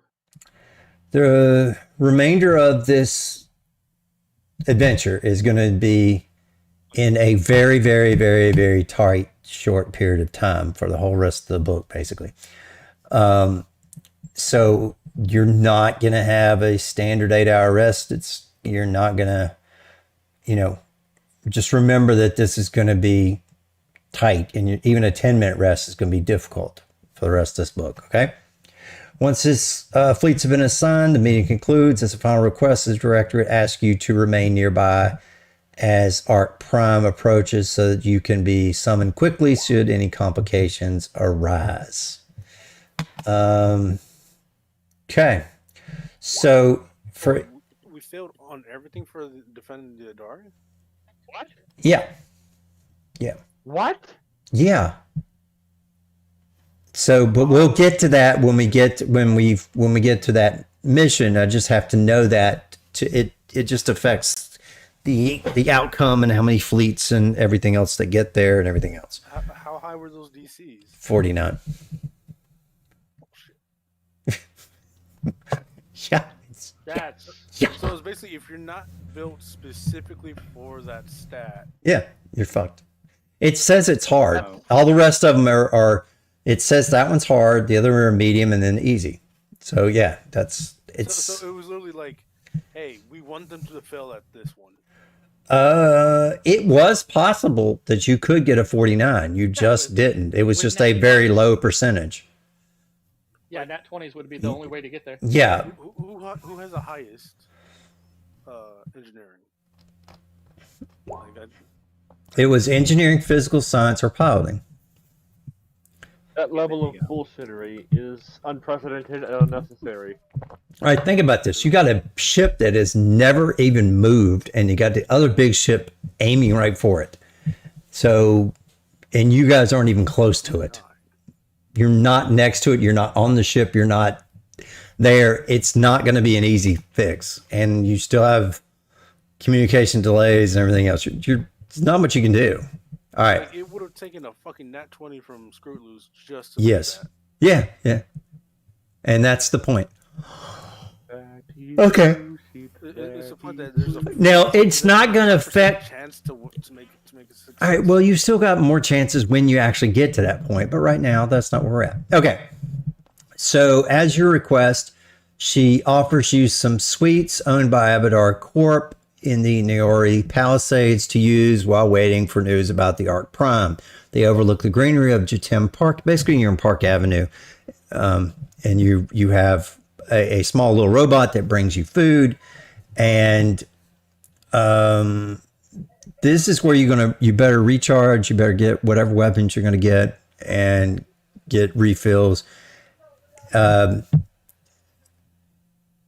says encourage you to buy stuff, prepare for the battles, and role play interactions with your NPCs, and perform any other downtime activities you will like.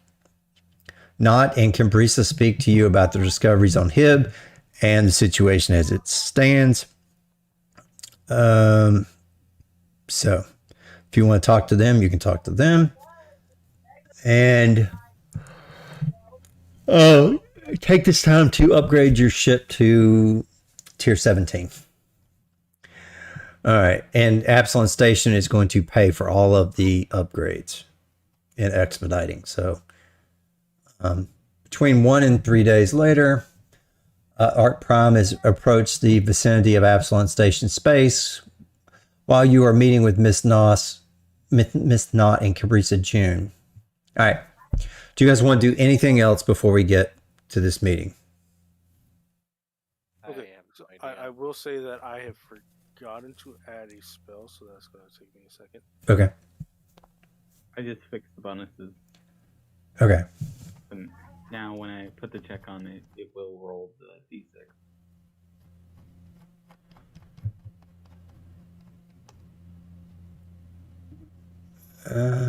Pretty sure. Okay. Still Well, go ahead and can't roll believe it. we Roll couldn't and make see. that roll to save those guys. Yeah. Well, you're not. It's not that they blew up or anything or are all dead. It just means that you failed to assist them. Okay. So we'll get to that point and figure out what actually happens, but you're not going to get the bonus when we get to that level is the point. Okay. It's not the end of everything. Yeah. So that give you a 1 insight. Okay. Okay, so we probably are not going to get to combat tonight because we have to figure out these emergencies. Okay. All right. All the news channels, social media feeds, and the countdown, infosphere sites, and government bulletins all are on alert since the alien ship entered the Packworld systems. They explode into even a frenzy as the massive vessel appears outside of Absalon Station.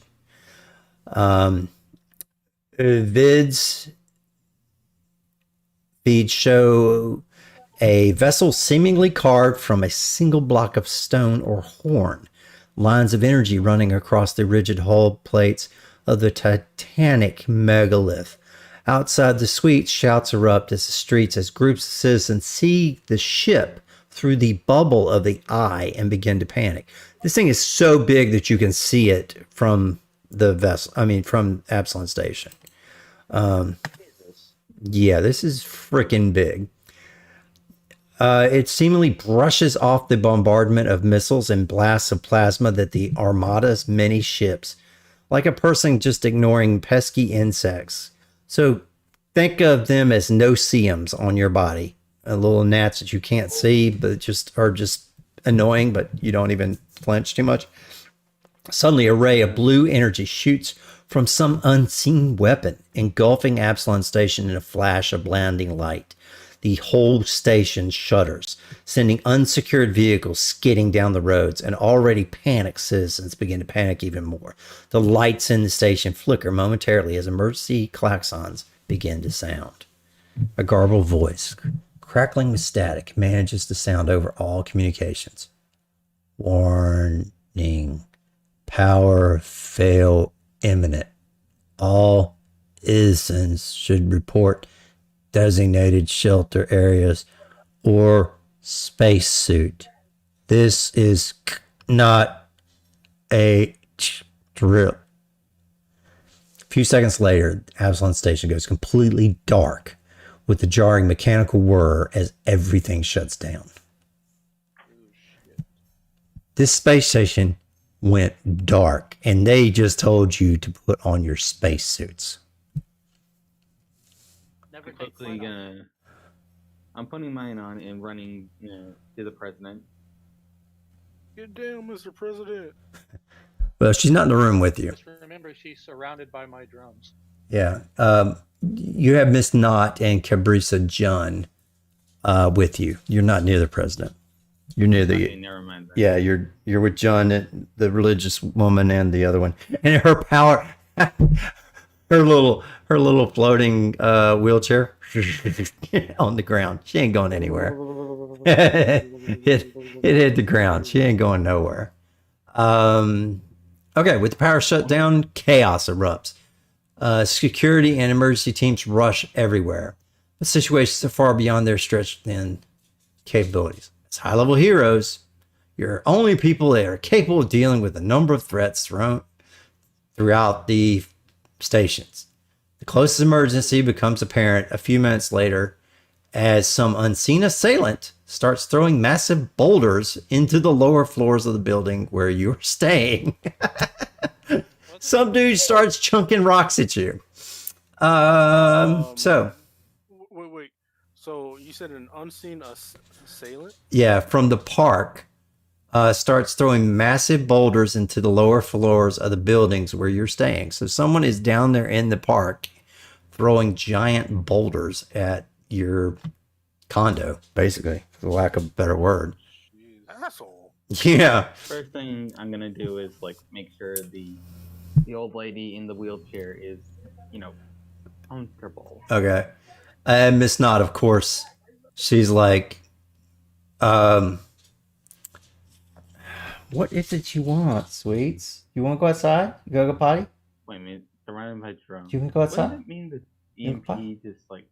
Yeah, some of the, if they're if they are electrical sensitive, like the drones you picked up, the Civ ones, you probably got shut down.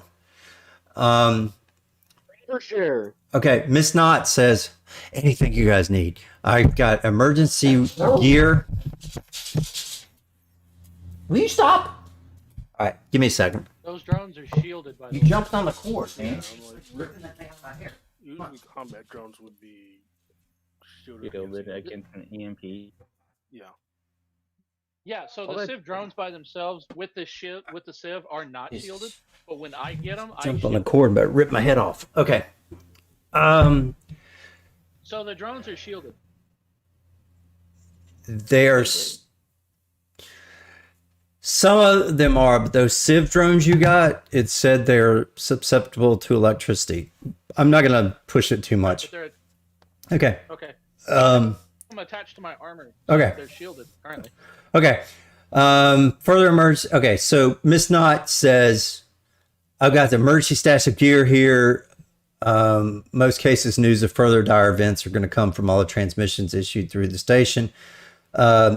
Cambrisa Jun cast telepathic bond on your entire group. Your relays are down for your wireless stuff. So communications are weak. So she's going to give you telepathic bond so you can all talk to them. She will help you discern which issues are being handled by station staff and which don't seem to have anyone qualified to help. Okay, she's basically going to be your command center and your dispatcher. Okay, she's going to telepathically tell you what to do. All right. I'm gonna tell Faith to help her, Okay, there you go. which is my exocortex, which can't be EMP'd. Right, there you go. Okay, so you can help out with that, and you must deal with a whole bunch of different situations under duress. Okay, so we're gonna put a clock on this. So this, we're gonna keep tracking. I literally don't need her to put anything on us about that telepathy shit. Yeah, no, but so she can talk to you. Oh. Yeah, not just you, but she The can. old lady has her spacesuit on. She's gonna take care of telling you guys.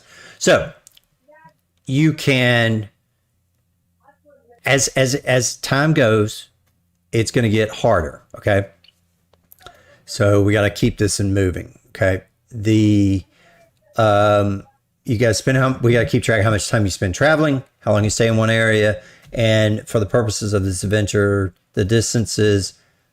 Due to the panic, it takes 30 minutes to travel between any 2 points, except where noted, the time can be cut in half if you hustle, but if you hustle for more than an hour between sleep cycles, you're going to have fatigue and non-lethal damage. Okay.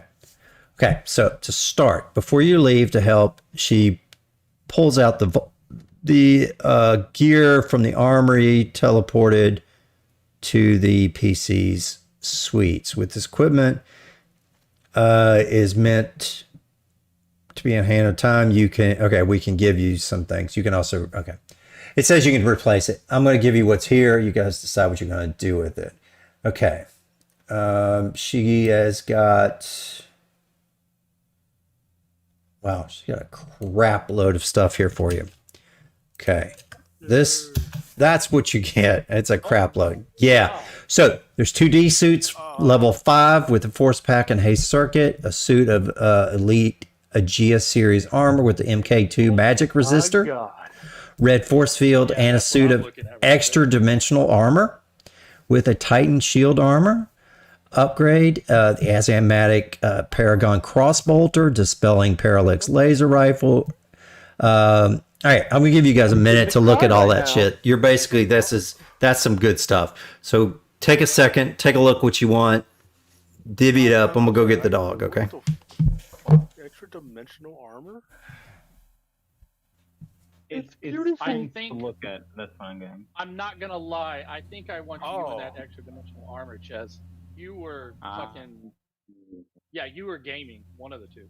I should at least get one of those pistols. So I have Wait, this what? Okay, Let's I get found Elite it. Agent. Hiroshi, one of the pistols. Here's the extra dimensional armor. It's powered. Oh, Oh, it is. I'm empowered. Where is it? I might want to What take it. Are you empowered? I have power armor training. Okay. I do that Yeah, it only might be- increases his size to. It increases It's a- his size to medium. Yeah. Wait, I'm reading it. I can't find that Aegis Elite. Oh, it's Cthulhu armor. basically. Yeah. I can't use that. Found it. Found the Aegis. Found the. Oh, I found it too. It's under heavy. Yeah. Oh yeah, I definitely want that. Jesus Christ. So you want someone to take what? Uh, I heard my name. Okay. All right. Either, okay, so there's power armor. Mm-hmm. If I was reading that right, extra dimensional, I think blinks you between realities. Yes. I'm reading it now, and it does not say that. It doesn't? That's dumb. It just makes it hard. It causes enemies to have to make a will save, and it's harder for them to hit you. I You think get it causes 10% them to be concealment. confused. I read it about like last week or something. Okay. Your opponents cannot keep a clear line of sight on the armor's shape or position, even when looking directly at it. Right, You it have kinda concealment warps. from the attacker. Oh. Yeah. It kind of is like it's kind of like makes you It is like he said. Hard to basically see. blurred. yeah. You're a blur. Mhm. Yeah. Aw. Yeah. And I can't So use then that, that's up which to you guys sucks. to fight over. What You can have it. can't use it. Okay.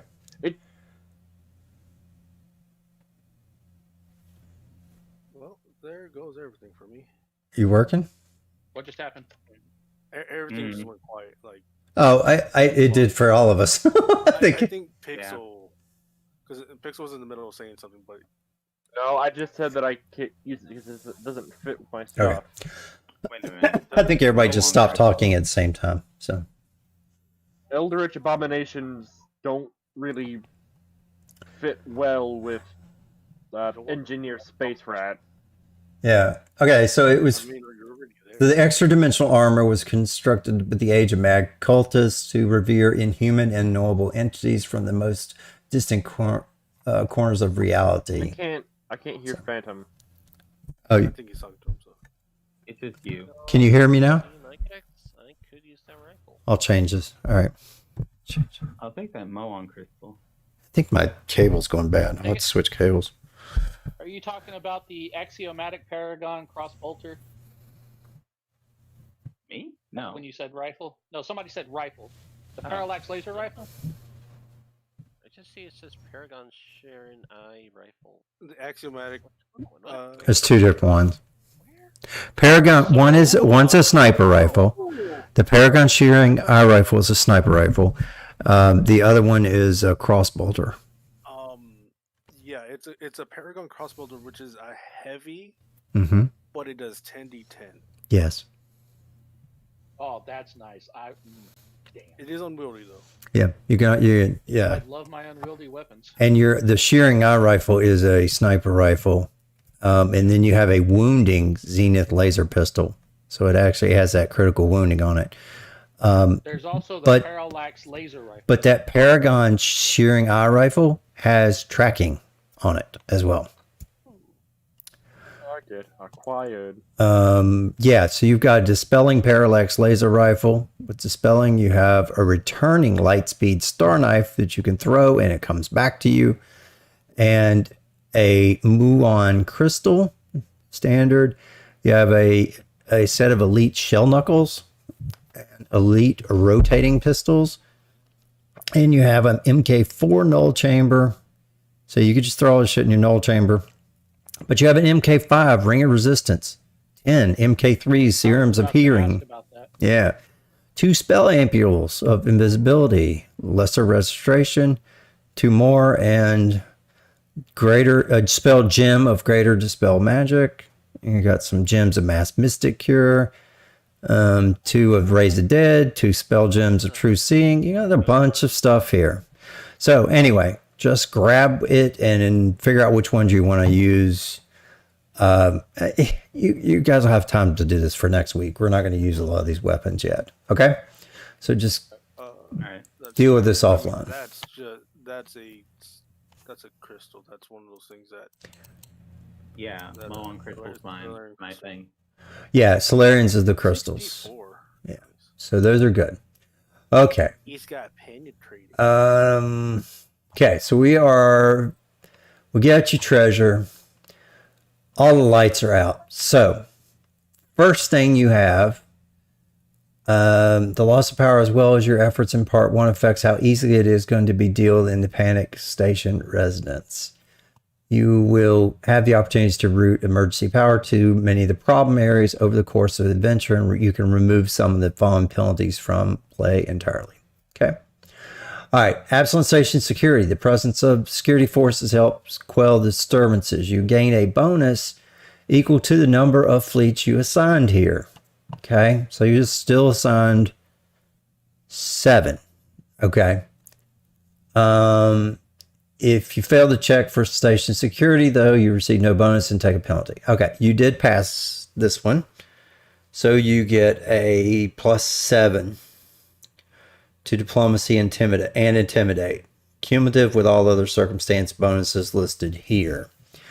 Darkness. The lights have been compromised. So only a few of the auxiliary and magic powered lights are on. All areas are treated as if they're in darkness. You will have to provide your own lighting or take a -2 penalty to diplomacy and intimidate, because creatures that don't have dark visions are going to have a hard time seeing your expressions and everything else.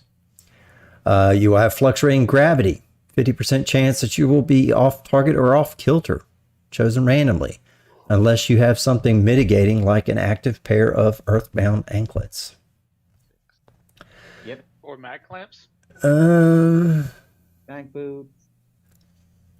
Yeah, to some extent, it's going to depend on where you're walking. Mag boots won't work. As long as you're walking on something like. Yeah, like if you're on the sidewalks or near the yeah. But if you're out in the park trying to chase down the guy throwing rocks, it's not gonna work out there. Okay, station shields. Without the force shields protecting from stray shots and debris from battles from the Arc Prime and the Armada, occasionally will crash into the hull. While the station is sturdy enough to absorb most of these, there will be, as long as it's going to shake and have a lot of noise here. It's going to keep the damage, but you're going to have a penalty to your diplomacy and intimidate of -2. So right now you're at a -4 and a +7. Thin air. The air scrubbers, you're going to start getting hard to breathe. 1 hour after it shuts down. I am literally just going to ignore all of that. And not for you guys, but for the people you're trying to convince and talk to. Right. So it'll give you a penalty to convince them because they're trying to breathe and they're distracted. And it'll increase for every hour that passes. Okay. In addition, you're going to be dealing with a whole bunch of stuff: backup generators, chemical files, data crashes, fight against the Arc Prime. They're going to try to claim the Star Stone and destroy the space station around this magical stone. And you're going to have freezer failures. So labs that have personal freezers that keep bio and other things for disease. That's going to have trouble. You got HVAC shutdown, mass hysteria, medical emergency, spaced victims that you got to go find and try to recover the non-breathing ones like the androids and the other robots that get blown out into space. And you got to go find the trapped workers. Oh boy. Okay, so it's going to I have a be... quick question. Yeah. Okay, so we have a Mark IV null space chamber, Uh-huh. right? Yep. A spare one. Yeah, you just got a new one. And we ask her for an oxygen scrubber and tanks. It's a station. They should have none to spare. Yes, but you have no way of getting power to them yet. The oxygen tanks, you can bring tanks with you. Yes. The question, the thing is, The you put scrubber. those in the null space chamber. You put them in the null space chamber, and then you put people inside because you're generating atmosphere in the chamber. No source of power for the scrubber. We have batteries, Lots of batteries. lots. That's DC. Like It runs. a stupid amount of batteries. Like I have 60 batteries. I will Have enough. allow you to have oxygen tanks because they work on pressure, and there's no problem with that. And you can set up masks and tubes and stuff like that. And you can have, for each tank, you can have 20 people for an hour. So roll a d20 and see how many tanks she'll give you.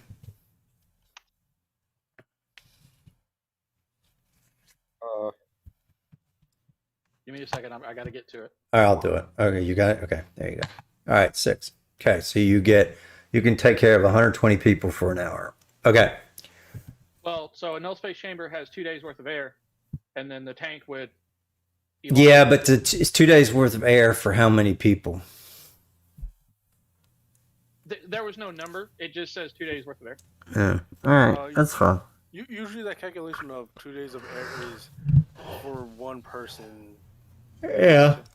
It is then halved by how many people actually go in. Right. I don't imagine these people are going to spend more than a couple hours in it. Yeah, and we don't, and you haven't lost oxygen. You're just right now the vents are down and the scrubbers are down. So you're just going to start. Transfer a massive amount of people. Okay, yeah. So you can. Okay, we can take care of that. Okay. So. All right. So this is timeline 0. So it starts right now. The Starstone reactor is shut down. The Chinigami of Jatembe Park goes berserk, which of course I don't have that. Yeah, we're not going to do that combat tonight. So let me see, where do we? I mean, here's my thing. Say we have 120 people in this null space chamber. I activate life bubble so that it gives me a shell of breathable air, as basically, goddamn, literally unnecessarily long. Yeah. And just say I have the null space open the entire time, sucking in air, fresh air. Going through my life bubble, that means that air would always be breathable, safely breathable, and that's just like. Yeah, no. It's a number of people. Hey, how many people can you put in there? You could probably only carry about 50 people in there. Anyway, we're not at that point yet. You're not rescuing people yet. When we get to that, we'll figure something out. Okay. Let me see. Let's go to that. Hang on a second. Let me think. What you got to do? I don't know. I don't know. I honestly don't know. Okay. They literally don't have anything to do. Okay. All right. Nelson and I have been pretty much out of it this entire campaign. Okay. Or it's not campaign, but it's entire Tonight. game. Yeah. I Okay. mean, we do need to deal with that guy throwing rocks, Okay. Yeah. boulders. All right. Release So the he's probably fox. got- Release the fox. Okay. All right. So there's down at the park. Basically, let me see which one is it. What just happened? Nothing. I'll I tell don't you know. later. Okay. So It's good. I don't think I have his picture. Let me see. What page is he on? 62. Okay. Oh, I hope it's not more giants. Um,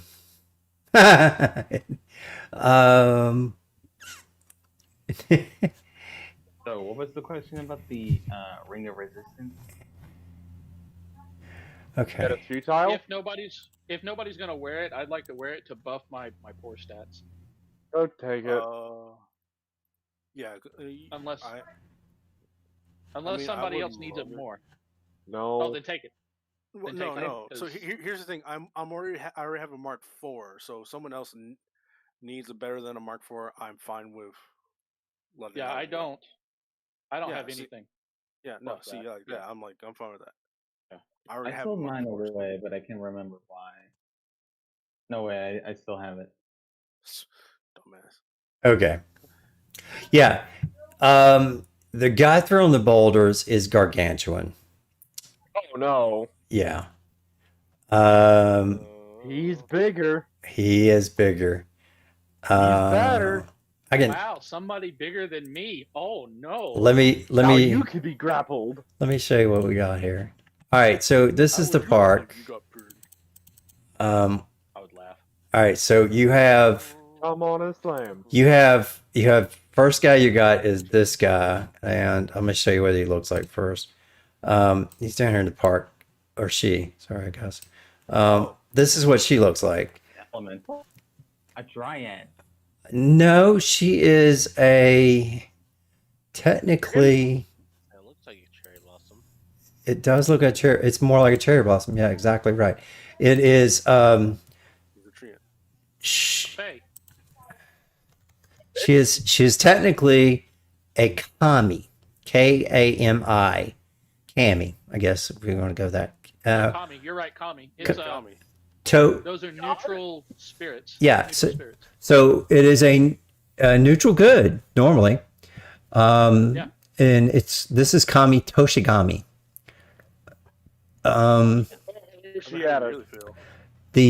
But in addition to Toshigami, we have Awilima, which I need to bring Awilima. Awilima is a technological magic, and he is gargantuan. Okay, so gargantuan. For all of you that yeah, it is. Oh, he's a big Because bastard. it's large, huge, and gargantuan, if I remember right. Yeah, And then colossal after that. yes, it's large, huge, gargantuan, and then colossal. Yeah, so he is gargantuan. So medium is 1, 2x2, 3x3. He is 4x4. He is a 4x4. He's a brick house. Yeah, so He is so thick. He is called a Ford. yeah, he's a Wait till I do what I just figured out we could do. I'll be so thick. Good lord. all right. So that one's that one. I Now was joking about the Ford. Kami Toshigami. Kami. Toshigami is only a medium. To be a tree is only a medium. It's very interesting. Well, she's a tree spirit. She's a yeah, that's true. So anyway, so that's what The size difference. we've got here, and this one That just meme with Black Widow and the Hulk. yeah, that's yeah. Sun's getting low. So Everything hang low, there's a wobble to and fro. so anyway, we can When she smiles at me. yeah. Wait, if it All four of them? when she- Okay, so we're not gonna have this combat yet. We're gonna do the other part first because I don't have his I think stats I need done. to see a doctor for that. It's normal for Elixir, don't worry. But just to let you know, Erectile dysfunction is an issue that can be solved now. Magic. Magic, medicine, and a hotter woman. Science. So a little blue pill. So Okay. what are we effectively doing? Okay. So what's happening now is the Chinjimangi of Jatimbe Park is known as Iwaliwa. Okay. It's usually underground, but those who know of its presence think of it as fondly. It contributes to the park's well-being, handles all the artificial biomaintenance, occasionally lends a subtle hand to aid the visitors who get in trouble, which rarely occurs. This massive figure of plants and machinery, when not merged with its ward, is generally calm and peaceful. Wanton destruction is extremely out of character, a change almost and certainly caused by the presence of Arc Prime just outside the eye. Unknown to any early responders, another kami is entered into Berserk Rampage. One of the Toshigami's Park's Toshigami follows in Iwalaki's wake. If you take Cambrisa's wards, when the hell did she give you wards? Did I miss something? Yeah. I was about to ask, like, wait a minute, what? So You mean I have a follower, a companion now? the priest. No. Her wards, like her magic wards, the symbols and stuff for the religious thing, to ward off evil, that kind of ward. Not like Bruce Wayne ward. Or Dick Grayson. Alfred, Dick Grayson. Sorry, Dick Grayson's the ward of Bruce Wayne. I mean, we have an Alfred. His name is Robbie. You do. Okay. But anyway, it says if you took her wards, which I didn't know she gave you wards, would you? Yeah, Chaz would probably do it, right? You would take her mystical wards. I would. I mean, you guys are trying to. You haven't really made too much fun of the, and also Reinhold's really been treating her very nicely. So, I'll say that you guys have the wards. I don't. I mean, I'd probably stick one on Reinhold's face. Just Okay, so what it says is if you get her wards,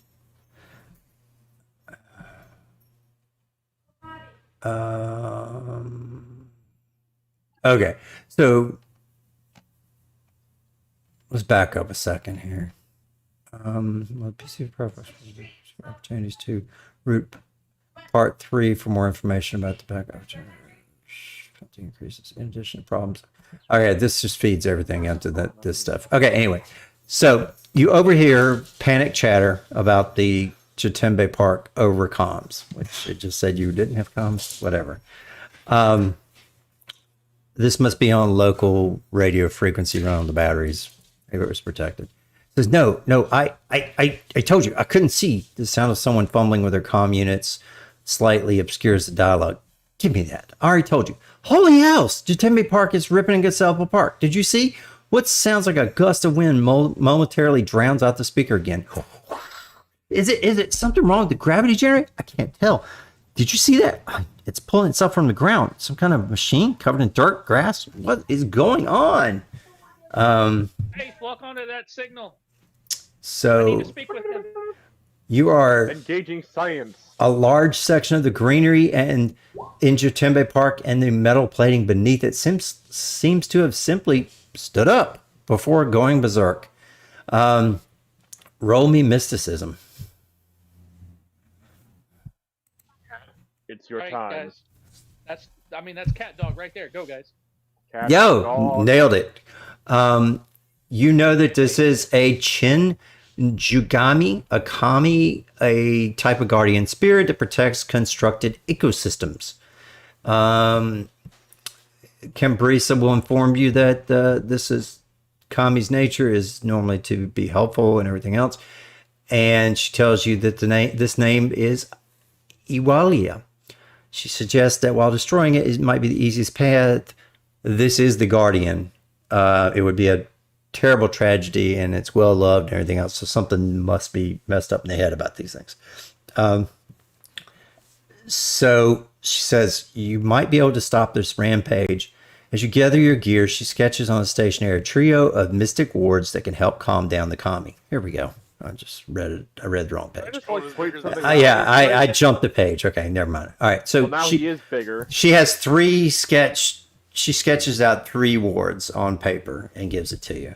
She said, if you can save Iwaliwa, the kami might be able to augment some of the life support systems that have gone without power.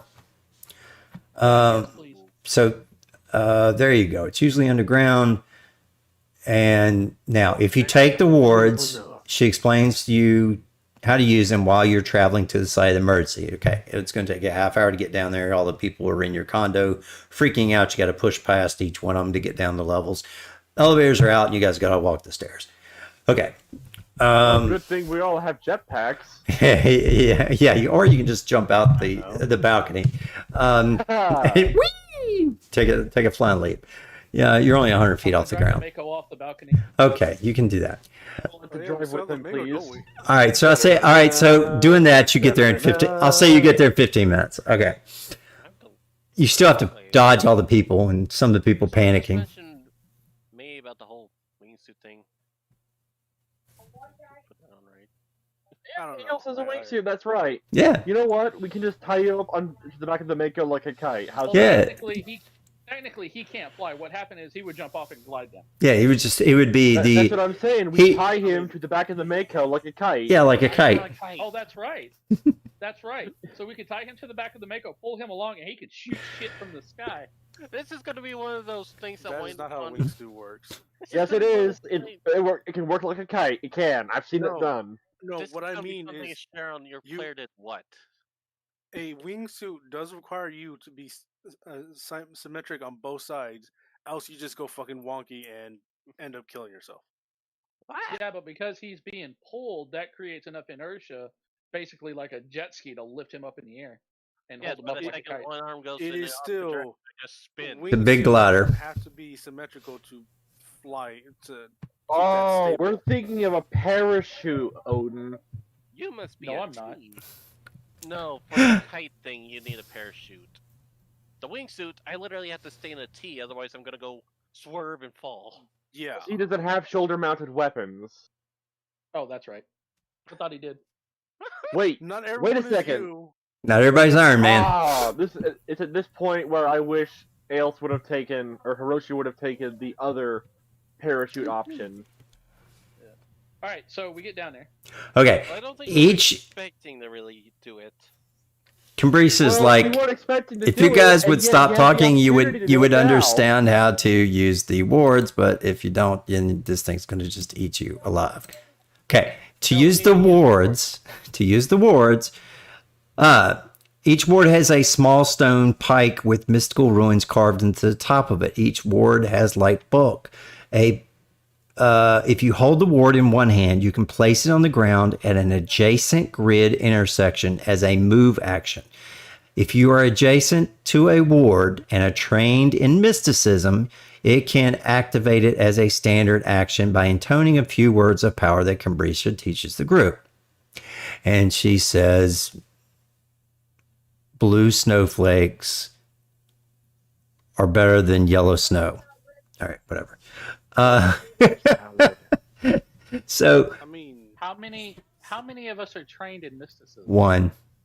no, Reinhold is trained in Mississippi. Oh, it's two then. Solarian. Okay, yeah, okay. So, well, is he? Mysticism? What? Do you have mysticism? Chess I have a does. 2. I have a 2. No. All you have to do is be trained. Right, so you can do it. You don't have to. It doesn't. Yeah, if you got to, you have to have something better than 0. Okay. Even if you only have a 2, that still means you're trained in it. Yeah. That you need ranks in it to be specific. I have It's not a rank class in- skill. Yeah, it's not a class skill. I just looked at his sheet. Okay. It doesn't matter if it's class skill or not. It just means if you But to be take specific, ranks in it. you have to have at least a rank to be trained in it. Right. You can't just have a bonus total. Right. So what you have to have you have to have at least a 1 in that No, yes, technically Hiroshi does know something Okay. about mysticism. Okay, so you've got a 2 in there, Ren, right? I can make little lights. That's all that matters. That means you can read spells, you can use ampules, and you can assist people because all you got to do is get a 10. Okay. You like those people who can't actually read French, but can like. Right. Say He some under- things. Yeah. Yeah. Right now, You- right now it feels like I'm trying to read French. Okay, so I have Use the 11 in font and mysticism cat. then. Okay. So you got to put it in one hand. You got to put it in the ground in an adjacent grid intersection as a move action. Then, as a standard action, you say the words. One. Anything that is any kami that's in the area between the 3 wards when it's activated is cleansed. Kami. I keep looking at it thinking Kami-saw, but it's a K. I'm whenever I Kami. hear you trying to say Kami, and say Kami, all I can think is the Kimi Blast. Yeah, it's Kami. So in case you guys So, were wondering why The I'm way he says having a it. really weird thing. Kimi Ka. All right, so It says Cammy. I'm thinking the girl from So- Street Fighter. basically, you guys surround these things with the triangle. Oh, Kami. Okay, you got to put a triangle around them. All right, there you go. Wait a minute. Short Super answer. Kami. Jesus. So who all has one of these things, or who all wants to hold one? Because There's- there's 4 of us then I that mean, could do with it. There's 4 of you, and there's 3 things to lay down. Not it. Also, I need a size increase. Okay, so we'll let. Where's your character? Hold on. Let me get this straight. The people that are trained in mysticism are all animal people. Yes. Yes. I'm a Technically, I'm also I trained in need- mysticism. Except you have the you have the elf on the half elf on the ship. Oh wow, I didn't change my thing back. I need one more size increase because I'm a 3x3. They're 3x3 now. Okay. Hilarious. It is.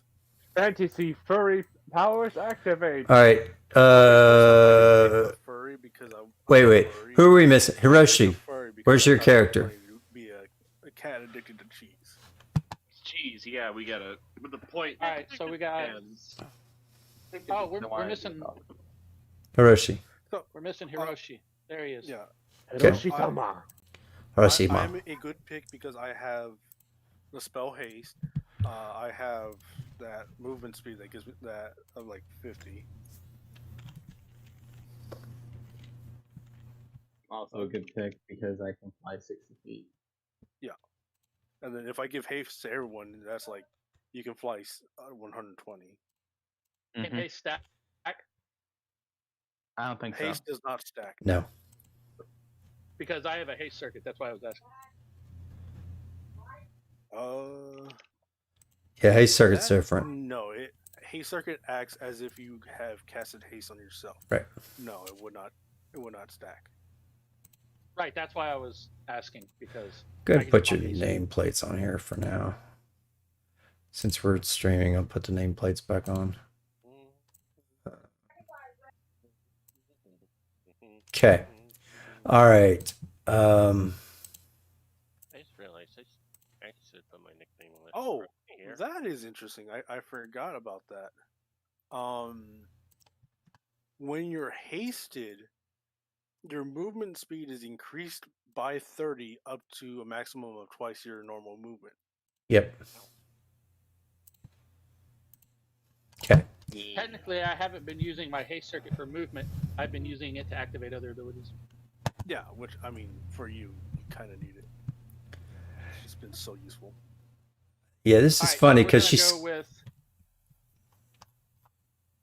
okay. we're gonna go with Ches, Reinhold, and who else to do the stones? I guess me because Screw said not it. I mean, if you want me to, I can do it. I mean, I am literally chunky thick tank. Okay. Do you have training in Wait, mysticism? Yes. A tank. 11 ranks. Okay. Yeah, I only have I have a 0 rank, so you only have a base 2. Oh, you can't do it then. Nope. Oh, if you've got 0 ranks, you can't do it. Your T Yeah, or but G you doesn't need matter. You ranks. have to have ranks. I've been Oh. saying it. Oh. Shit, so- no, it has to be Chunky Boy. Which is Alright. fine because I think Oh, he you can move just- pretty good as well. Oh, I can move very good. And I Yeah, don't so- suffer from fatigue Oh, like you guys do. son of a running for bitch. long Okay. periods of time. All My right. God, he's an Arc Titan. Anyway, yeah, we definitely can't have the combat because this guy's gonna summon 3 creatures I haven't created. Come on, First thing he does is he summons 3 level 4 creatures that hit you with magic We missiles. just can't run over and throw the stones Oh, down that's and fucking Yeah. giggle at it. No, because that only works on the kami. This thing's not a kami, is it? it is. They're both. One's a Shinjigami, Oh, and the other one is One's a guardian, one's a spirit. yeah. Like one's so, I mean, the we could literally just. yeah. But what this guy does? This one is it's gonna. It says. Well, let me get the right one here. Toshigami. Here's my thing: is that if he can summon them, he can dismiss them. Yeah. If right, but the first thing this thing does is it does stealth. So you guys see if you can roll perception and even see it. Oh, he did only roll a 31. That was a crappy roll.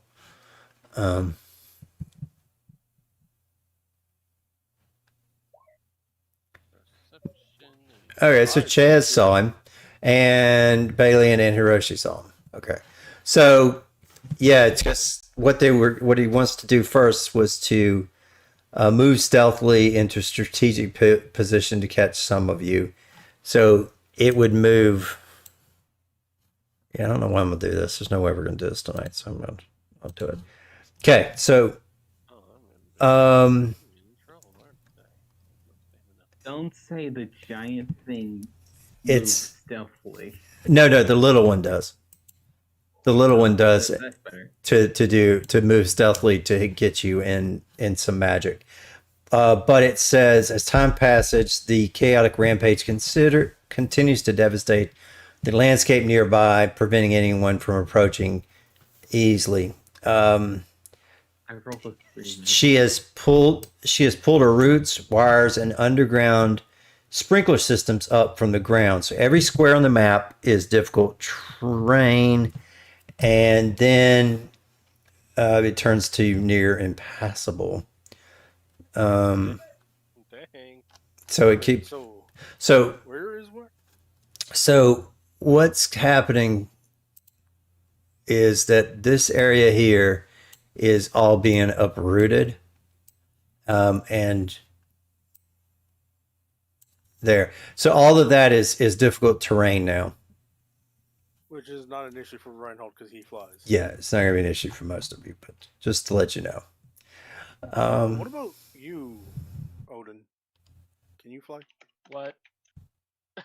Can I fly? And you also I can fly.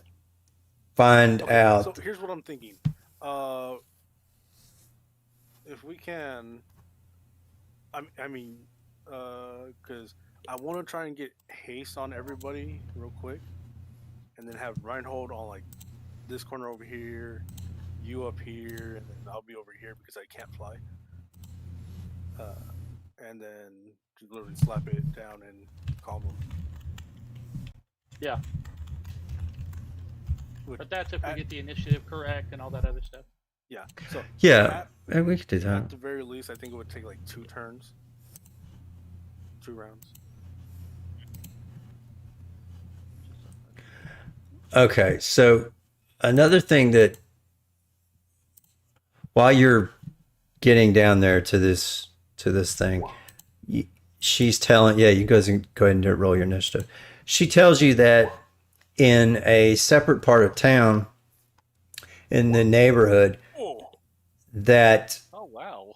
there's 2 Truggergrons known as contractor devils are creating havoc in the neighborhood. The architects of hell construct and tear down spaces for torturing mortal souls. These trudgelings are large fiends that have humanoid torsos, 4 legs, and bestial bodies. They have curved horns and bone-plated heads, as well as blackened fingers eyes. So while you're fighting this, she tells you about these guys that are in Turn another. around and go, why do we have devils on the space station? Yeah. Let me see. I mean, there are We tieflings. have Kami on the space station. Oh, Tommy hey, is fun understandable. Yeah, so basically Tommy's understandable. these two contractor brothers are trying to be helpful, but not. They're starting to tear up things, and in Hale their job is to construct and tear down spaces for torturing mortal souls. Wait, do these guys know Dave and Chad? I forget who their names are, but they're not really important to me. The guys from the bar. Oh yeah, yeah. Like I said, Dave and Chad, their names are not important to me. Yes. Yeah. I think this yes. is Brody. Okay, I just Chab and kinda Hade. want a small side note. I could actually hit that thing with the King Killer rifle from where I am with it's 100 feet. Yeah. That's funny. I mean, to be fair, Right. I think there is you literally can shoot beyond your range, what the range says. Yes. It's just you take negatives. Yeah, it just starts to Well, yeah, it's decrease. Yeah. The It's just sniper like rifle has the- two. The King Killer can just hit it. Well, like I said, for the Has to second go above. for the second distance on sniper rifles, it is Mhm. you literally have to take a move action to aim, Ah. which is it literally is like Yeah. under normal circumstances for any ranged weapon, you take an aim to get like I think like a +2 to your attack. Right. But for sniper rifles, it's like you get that, and it increases the range. So it's like, I mean, might as well do it every time you can. Yeah, because you're unwieldy, you can't shoot twice anyway. I think there's like one or two sniper rifles that aren't unwieldy. I think, but like they're like special weapons that are like injector weapons. Yeah. Well, wait, wasn't it? Okay. I should flip around this god thing. All right. So is that everybody? Yeah. Okay. The Snaren Iron Rifle, which was just shown. Oh yeah, it is. Okay. Oh no! Oh no! The assassin coil rifle is not unwieldy. Oh, okay. Yeah, the coil rifles. Okay. The coil rifles are not unwieldy. Oh my god! So you can double tap those. I don't Okay. like one of those. Double Yeah, they're tapping like a sniper semi-automatic rifle, marks. They're like semi-automatic snipers. Pop pop. Oh, so like a DMR. Secret Yeah. Rifle for Yeah. advanced. Well, I mean, when a DMR has a range of 750 feet. Yeah. on a sniper. Hey, Mr. Cool. Mr. Cool 1016. Switch to an elite one now. I mean, like, they're not bad for damage. Like 12d6. Alright, so what are we doing? Okay. Anyway, I'm- When I get I'm- to level 17, I could swap out the Secret Rifle Advanced for an elite version. anyways, okay, so That's an upgrade. need a It fixed took a few turns to get hasted up. Okay. So No, this hold on. this guy, the gargantuan guy, decides that he's going to. Let me get this off the stream so you guys don't see everything. So you don't see everything. Yeah. Escalon Fashion Bit. What is that? These guys here come out. These are his summoned guys. He summons 3 diminutive. These are tiny guys. Outsiders. Nice. They're neutral evil. They are commie outsider natives. Okay, so There, look at them. yeah, so I'm going to blow them up to show you what they look like. Basically, they're like mini robots. That's what they look like. Yeah, they are kind of They're cool, little transformers. and they're diminutive. So these guys are super small. What one? They're basically like little toys. So like these little 3 toys pop up and Creature. then they start just nailing you with magic missiles. So I'm gonna have to see. Houdini.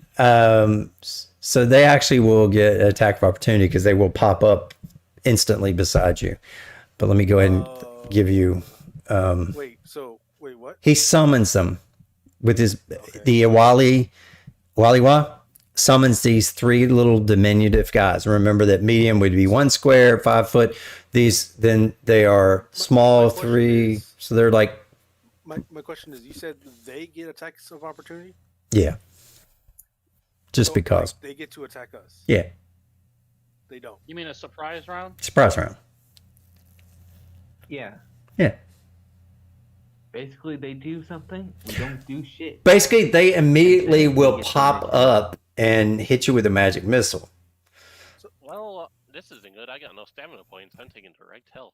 Wait, why do you not have stamina points? You guys have had 3 days. Everybody's reset. Everybody is fully healed. Yeah, you've been traveling for almost a week, and you've been at the station 2 days now.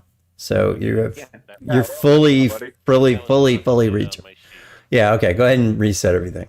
I will say, like, so like they just appear. Yeah, he summons them, and they pop up beside you and hit you with the magic missile. There's not like any chance for you to.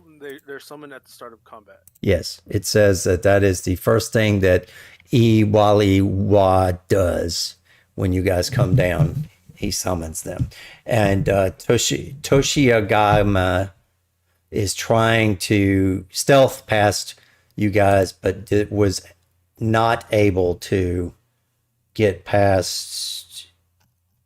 Both a lot of you guys saw him because I want to. We're coming down. Because you had all that time to come down, and he saw you coming. So you're going to get a surprise round by these mini creatures.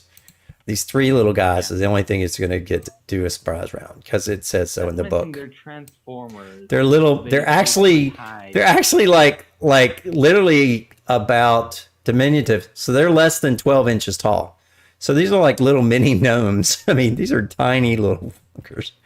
I want them. Yeah, so they're going to pop up and they're actually going to surround I you. would love them. They would destroy them. I know. Yeah, that's kind of the point. They're horrible little monsters. These guys are just little. Their teeth alone. Yeah, they are getting their first incisors. Anyway, so that's. I mean, even if they were adults, they would still chew on them. Yeah. Chew on the butt of your rifle once. And These- you never let it down. These guys are. We need to move along. Yeah. Well, these guys are basically. Well, we're not going to have combat tonight because it's just not going to be done in time. We only got 20 minutes left. I mean, literally, this can be done in 2 rounds. Why is that one off the map? I don't know. There he is. He's back. Oh, I mean, This can be done in 2 rounds. What's your plan? So, like I said, I'm going to be at the top of the turn order because I have like 13 plus to my initiative, and I rolled that 20. Yeah. It's literally Reinhold. I give everybody haste, right? And Reinhold flies over here. Mm-hmm. Odin goes over here. Mm-hmm. I get over here, and it's Pixel and Well, Hiroshi deal with the gnomes. The Toshigami will get to go before Odin does. well, yeah, but I mean, like, But everybody else will be able to get there. Yeah. you said to place down the thing is a move action. Yeah. Which, if we're already in position, that's a move action, and we have a standard to activate it. So, like, we're all 3 of us are trained in mysticism, so we can activate them. All right. You just have to. It can be I mean, done he's in not- 2 rounds. I mean, I understand you. All right. So you're going to move in position first, Yes, and you said And that. then use But your it- standard actions to and activate. then. Yeah. No. No. You also No. we have to place it down first. Don't we? Yeah. You got to put it on the ground as a move action. Yeah, So you but- can't move over there and put it down. Oh, with a haste. That's what you're trying to say. Oh So, shit! yeah, I guess you could. Move action round 1, and then it's Well, then that's fine. I won't even bother with this. But you guys would have normally. I see they would hit you with magic missile, whatever. You'll take some damage. Magic missile is like Yeah, it's not that much damage. doesn't really do anything unless you're. Magic missile is an auto hit, so It is auto hit. bypass combat and go. You take this much damage. Yeah, it's pretty much. Well, I'm not fine with that. Yeah. All right. And I mean, like I said, it's also like you don't You're have right. to worry about magic missile unless you're dealing with your spellcaster and they're targeting you. Okay.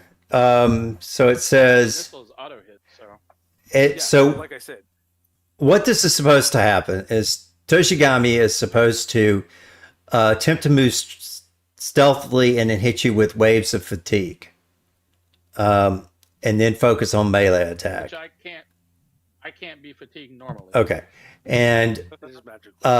then the Iwaliwa summons the 3 Tuskimagi's to pepper you guys with magic missiles, and then manifests a staff to beat you to death with. If he reduces to half of his hit points or fewer, he will cast the Chain Surge, targeting those who have already taken the most damage as possible. Yeah. So basically, if you're saying that, let's see, we got 1, 2, 3, 4 people that can get over there and surround them. Odin and Reinhold can fly, so that this difficult terrain, not Yeah, a problem. yeah, you just fly over there. Do you have enough distance to get there?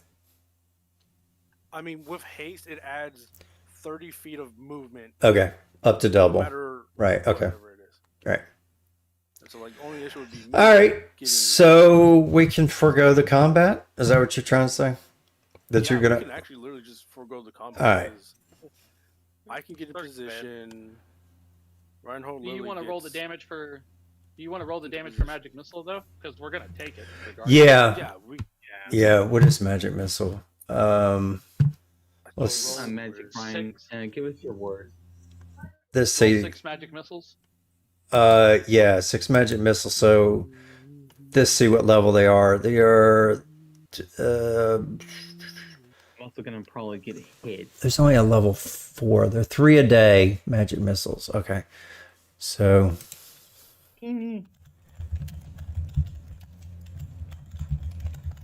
Okay, so magic missile T1s. Okay, so you're going to get up to 3 key creatures, no 2 apart. You fire 2 magic missiles, strikes 1d4. You can target several. Okay, so it's only 1d4 plus 1 force damage, so it's really not that much. Yeah, like I said, that's like per missile. per Yeah, missile. right. Like I said, that's the ideal is to use that against spellcasters who are trying to cast. Right. Because it's an auto hit, and each one counts as a separate hit. So that's a separate Constitution check to maintain spell. Okay. All right, there we go. All right, so the first one does. Like I say, we got 2, 4, 4, 5, 5, 5, 5. Okay, so the first person takes 4. So we'll just go in order. Chez, you would take 4. Screw Loose, you're going to take 9. And Hiroshi, you take 10. All right. Wait, just 9 damage? Yep, just straight up 9 damage. That's it. It's magic missile. It doesn't hit hard. They're just magic missiles, and these guys are only a level 4. You guys are level 16. You shouldn't even flinch at these things. It's magic missile. It's literally 1d4 plus 1 for every. Okay, now when you move over here, does Toshigami get to do anything before you are able to activate it because you're having Balian turn things on? So Balian doesn't get to fly over there yet. Yeah, no. If we're going by Chez goes first, then Screw Loose. Yeah. Then Hiroshi. And Reinhold. So you guys move. Those 4 people move wherever you're supposed to move. And I'm not going to worry about damage because you don't have enough to kill these guys. I mean, they're. I don't really think I need to move. Okay, so whoever's got the wards, go move wherever you're going to do. Okay. Now, if Toshigami gets to go, Toshigami would use their. Is Toshigami even in here? Yeah. Yeah. What did I say? Fatigue. Yeah. Toshigami will do their waves of fatigue. Okay. So do I even have that in there yet? Yes, I do. Waves of fatigue. Okay, so waves of fatigue. Like, oh, they have a snuff life. Sends a magical wave, but I'm like, I imagine she's just waving at us. 30 feet. Okay. That's a cone burst. Yes. So that means You can only hit one person. well, she hasn't moved yet. So that was what I was going to say, is that she would actually move to blast you guys. So whoever, if Hiroshi, would you not move, or you would just stay there? I'm not moving. Okay. So she would have moved here, but that's okay, because you can, as long as you put a triangle around him. It didn't say how big the triangle has to be, so it's not really that big a deal. Okay, so she would hit there, and she would try to hit in a cone burst pretty much all of you guys down here in the right corner, down here. Which, yeah, unfortunately, that again comes down to being only one person. Oh, because it's only 25. It's 30. Well, you just No. You just made a No, it's not 30, because it's by the range isn't 30. The range on the range that's is 30. It's right there in the spell. wait. Yeah. Hang on a second. That's because I didn't change it. Let me look, see what the actual range is. Yeah. So you literally. I didn't fill it right in. there. No, I just didn't fill it in, and that's default. Let me see what it actually says on the page. Because it's usually a factor of either close, mid, and it goes by their level. It increases, and she's level 13, so it's not like she's minor. Let me see here. What was it called? Waves of fatigue. Waves. Yeah, see, by default it's 30. I don't change everything. And like I said, I hadn't finished her thing yet. Waves of fatigue. It's a level 5 spell. It is a cone. Oh yeah, it is only 30 foot. Shit. Okay. Because it is flat 30 foot. So yeah, it's negative energy, and living creatures become fatigued. So the only one it could hurt is Baleen, I guess. And you can't be fatigued. So Unless she like moves into here. yeah, she would have to, but she doesn't know he can't be fatigued. He just seems to be the biggest target. So in reality, she would do that and then not work, and she'd do it again on everybody else. Plus fatigue. All right, so you're right. We'll end You up. wouldn't try to. You wouldn't try to fatigue somebody that's trying like to get up close. Oh, you mean try to go after Chez? Yeah, because I mean, Does a rhino. like both me and Reinhold. Yeah. So she could try Chez, but I think this does have. Let's see. Does this have spell resistance? This has. Yes, it has spell resistance. So you'd have to. What's your caster level? I mean, what's. My caster level is 15. So you'd have to roll the spell resistant to resist this. There's no saving throw, but there is spell resistance because you're a caster. You can put up spell resistance. So that's what. It's a D20 plus my caster level plus any mods towards my spellcaster. Yeah, something like that. I believe so. Yeah, let me pull it up here. Spell resistance. The ability, it's 1d20 plus your caster level with a DC equal to the creature's spell resistance. So as a spellcaster must have a caster check of, okay, so I have to roll caster level 13. So it says You have to roll higher than what she rolls, basically. yeah, basically it says a creature spell resistant. She has to quote unquote do a cast. Yeah, like she's actually trying to hit you, and then if you roll higher than that, it doesn't affect you. Mm-hmm. Yeah. Much like armor class against magical attacks, it's a D20 plus your caster level. If the caster, so what is your spell resistance? And a can voluntarily lower its. Okay, when spell resistance applies, it doesn't make sense because it says like you have a spell resistance, yes, but it doesn't tell what your spell resistance level is. Hold on, I'm looking that up real quick. Okay, see if you can figure it out because I don't have an answer. All right, so I would roll a d20 plus 14. Or 13, sorry. 13. Yes, Chad, don't yell at me. Mr. Cool. Oh, yeah, no. All right, so I rolled a friggin' -1. Never mind. I crit failed it. Don't worry about it. It's friggin' just my life. Okay. So yeah. So basically we just throw away this combat because it's useless. All right, you calm down these guys with no effort at all, as usual. And instead of me having to build, He gets another turn because Baleen has the other thing. Well, the thing is that haste gives you 2 movement actions, or it gives you an extra movement action on top of everything else, as well as giving you plus 30 movement speed. Okay. Well, all right. So combat's over. You guys have successfully installed the wards. You said your little magic spells. They surrendered and they agreed to help restore the life support systems along with their combined powers. Wonder Trend powers activate. The Toshigami suggests that the other powerful outsiders might be able to do the same with other systems, though you can't confirm or deny the existence of such beings on the station, of course, because they don't exist. If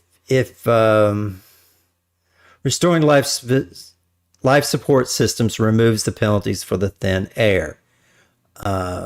As the environmental controls return to the hull, a refreshing blossom-scented breeze once again flows through Jatembe Park.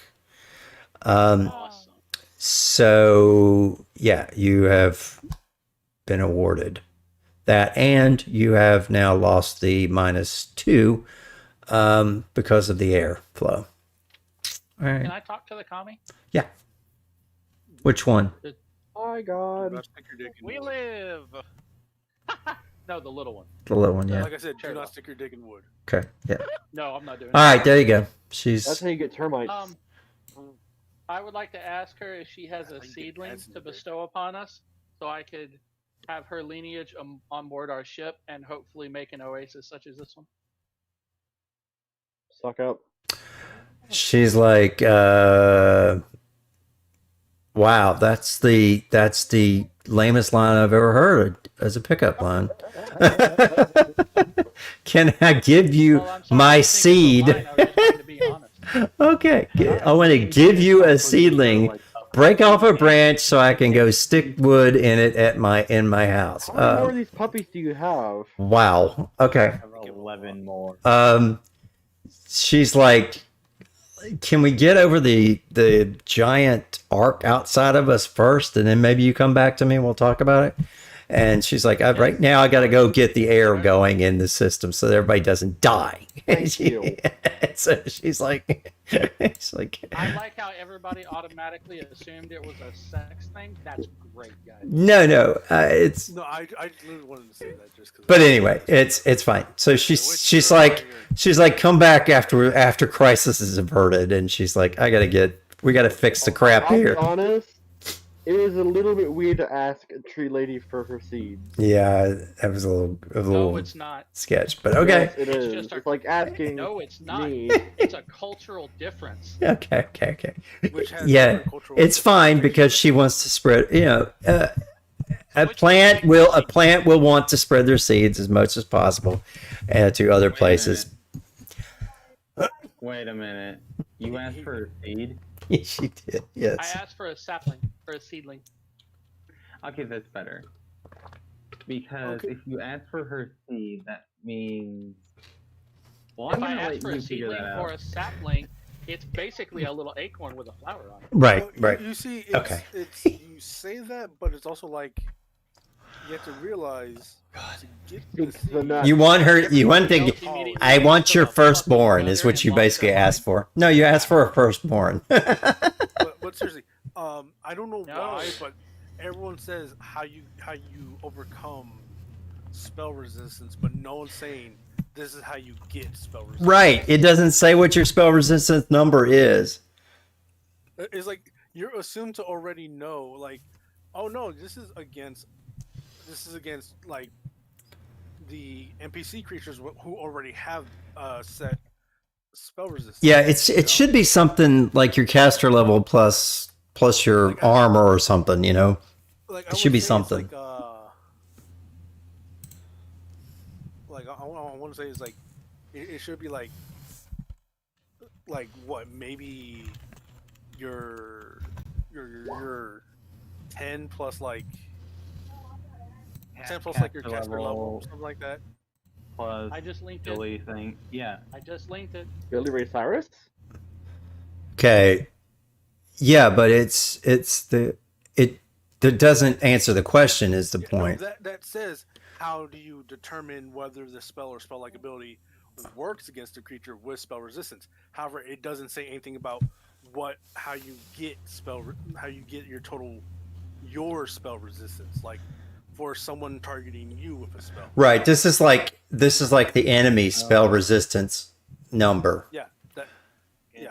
But it doesn't say if they attack you what the number is. It just says that it works a creature, the caster must attempt it.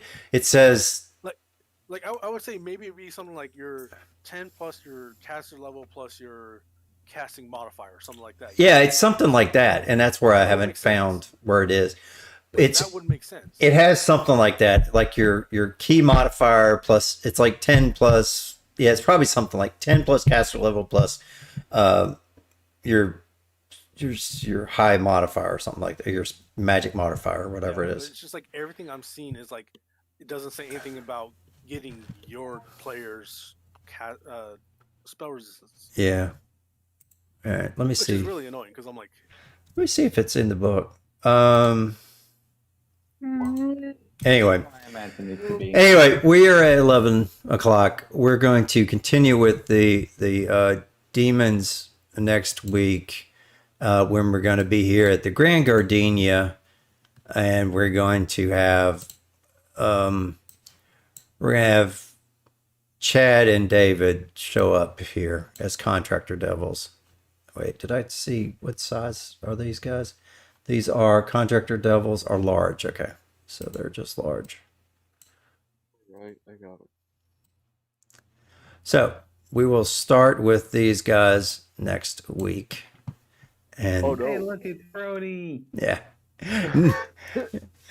No, Brody is a lot worse than this guy. I haven't got his picture up yet, but this is a kitten compared to Brody. Yeah, it actually is. Brody's a full-on technomancer, level 25, and compared to Brody, this thing is a nurgling. And Brody is a collector of unique artifacts. If you actually kill Brody and take his shit, he has stuff that is insane. Especially a Solarian would be off the charts happy to get his stuff. He has like every known true crystals. Yeah.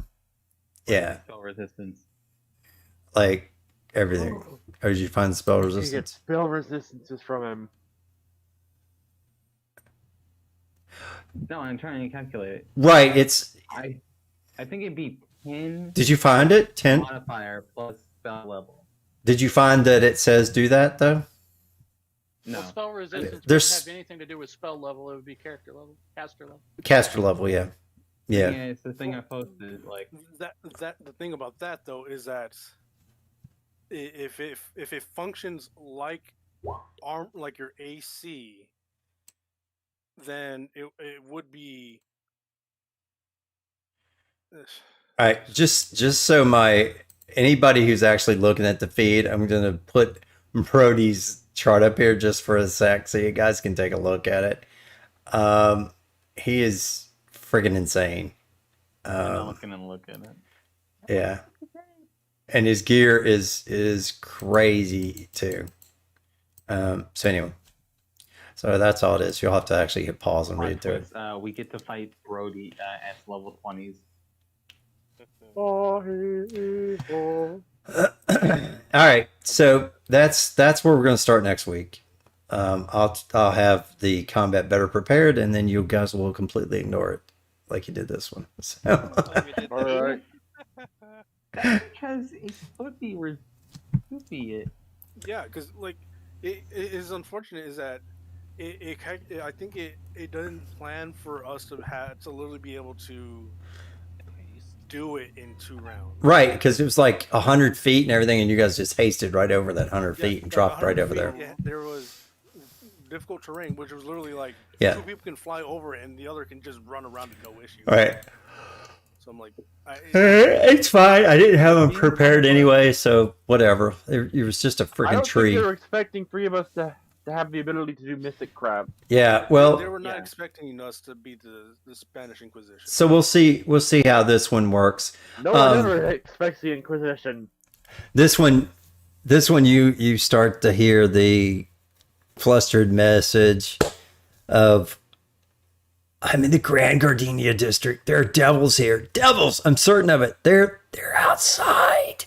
They're putting up walls? I didn't see where they came from, but we all ran. Oh god, no, they're trumpers. We all ran. I don't know where these things are now. I don't know. And this happens 15 minutes after the arc. So you guys wiped that guys out, those 2 guys. You took care of them in 15 minutes. So Yeah, like I said. yeah. It's like, oh, we're not going to get into this. It's going to take too long. 2 rounds. So the devils are starting to begin their unhelpful repairs, and Are they turning people into spare parts? no, they're just building shit just to annoy you.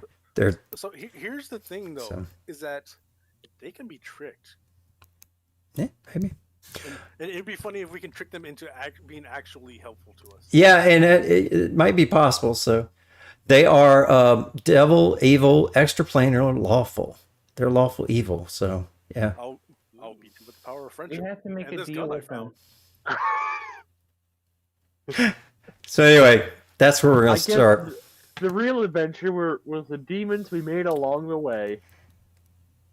Okay. I mean, to be fair, we captured 1 demon. Killed several. You have left the demon that is known as Squeak to wander. Thank What God. if these are actually like servants of Brody? Not Brody. Please say unlikely. Not Brody, but that is something because they were probably summoned by somebody. So that's something to remember for next week. The more I hear about Brody, the less I like about him. Anyway, Again, his name is Brody, so Hey, yo, Brody! So I'm going to say it. Brody, Benson, gnarly man. It would be hilarious if you could find a way to somehow bring Squeak into this. I have that's true. I have a quick question. Hmm. Does being a spellcaster give you spell resistance? It Yes. should. If you are a If spellcaster, it's, you get spell resistance. Yes. I need you to find that because everything that I have just read, Yeah. it's all based on the creature, and if the Yes, creature does that's- not have spell resistance, you don't get an SR check. Again, that's the issue, is that they write it assuming that you're only worried about checking the SR of the creature. It entirely bypasses talking anything about the player's SR. Right. That if they have the it. creature So, has like, to attack you. Trying to find it is the issue because no one talks about it. I if can't no one even talks find it about in it. I can't find it in the class. So the only thing I can come up with is what's stated above. You need a D20 plus your caster level. Probably plus whatever your modifier is for you casting spells. Yeah, which like for me that's like, fuck, I don't even know what my wisdom like that's 7, so I'm like, that'd be at least 20. That'd be at least Yeah, I'm not 22, 23. Yeah, I'm not seeing anything else about that. It just basically states that if the creature doesn't have an SR, you don't get the SR check. But if being a caster gives you an SR, it's got to be a D20 plus your caster level plus your casting ability. But here's what the thing is, that it also does say that spell resistance acts like an AC against magical attacks. Which Right. implies that it is a set thing, Yeah. and not something you roll. You know? Well, then you would just add all that up. Yeah, a creature. NPCs have a set number. It says like spell resistance 18 or something like that. But Yeah. so then if it was a set, So it is calculated. if it acts like AC, then it would be your it would be 10, a base of 10 plus your I would say your casting modifier, and then there's some variable that acts like an armor, like would be your caster level. Is there a place for SR on the character? There is not, which is an issue. It Right. on the character sheet, it just has by spell whether it has spell resistance or yes or It's no. on the- Right. It's on the NPC character sheet. Yeah. And it just It's says next to DR and immunities. Yeah, but again, There's an that's actual like slot for a number.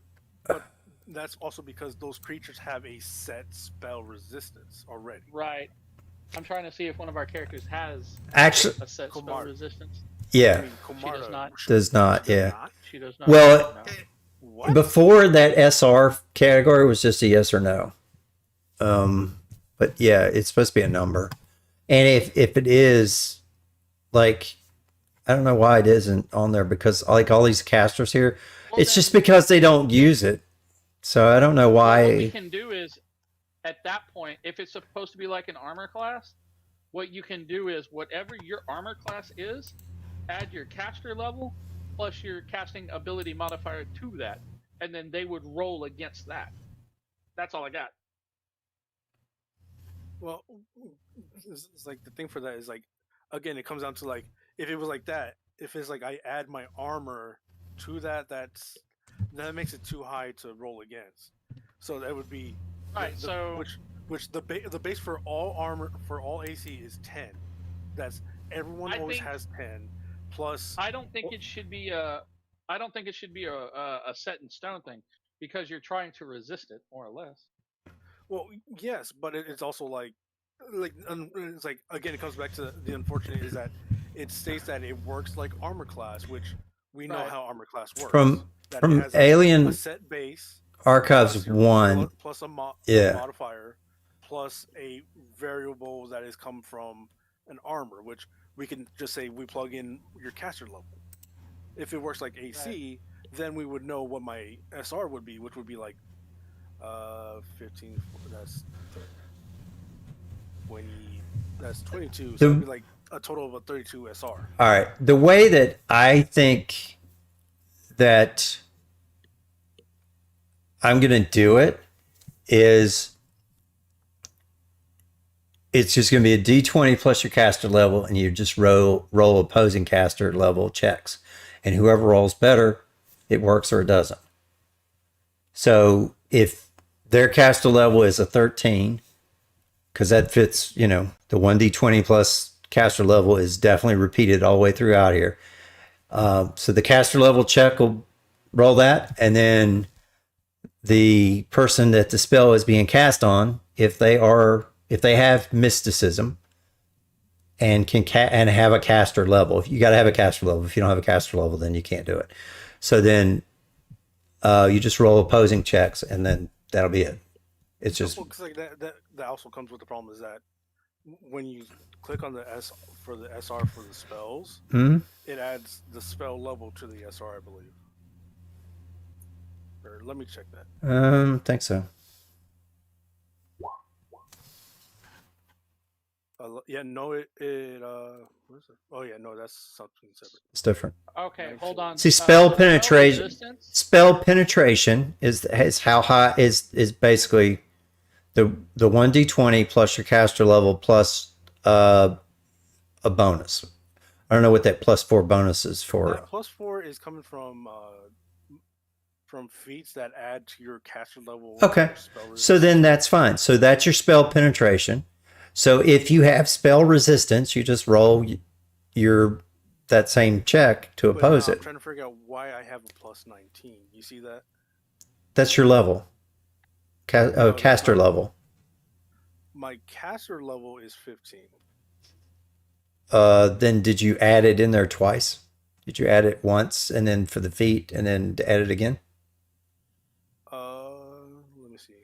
Oh, we're continuing. Oh, I guess some people might think it's interesting to continue on this conversation past the thing. That's I fine. have spell penetration, which in the greater. Yeah, sorry guys. Yeah. But officially the stream is done, so you guys can. We'll see everybody next week. We're just going to continue this discussion because it's very interesting. Where it's getting that double four. So it looks like it's just adding it twice. For like spell penetration and greater spell penetration, it says you gain a +2 to caster level checks to overcome a creature's spell resistance. Right, but did that get added in there just manually, and then in addition? Yeah, I put it in as a +2 to spell penetration and +2 to caster level. Okay, so it doubled it then. Yeah. Okay. All right. Well, you can fix that. But anyway, that's what I think we'll do. There's this, because that spell penetration is what this thing calculates, and then for spell resistance, we'll just have it roll a 1d20 plus its caster level. If on the few spells that have spell resistance, not all of them do have spell resistance. Some do. Yeah, but like that's also like that's what infuriates me is that. All right. See you, Pixel. They didn't have the foresight that if they say that spell resistance acts like armor class, then why did they not think that the player would also have that? Unless they don't have it, you know? I think I figured it out. Spell resist. What if spell resistance is an armor class, but like DMD, instead of your KAC, it's your EAC. It's an ability. Yeah, no, because I mean, basically, it is it's right there. Yeah, it is. I just posted it. It's an ability, an extraordinary ability. Mm-hmm. Yeah, in the books, in Alien Archive, like they had one, the specific one that says. Yeah, there are graphs. Yeah, and some of them are specifically, the NPC specifically tell a number, and sometimes they do, sometimes they don't. But like a drow has a number assigned to it. It's like a drow is like SR22 or something like that. Yeah. So. Spell resistance is a 1d20 plus caster level. Anyway, all right, you guys do some research. Give me an answer next week. I'm gonna go to bed. I got to work tomorrow. All right. See you guys.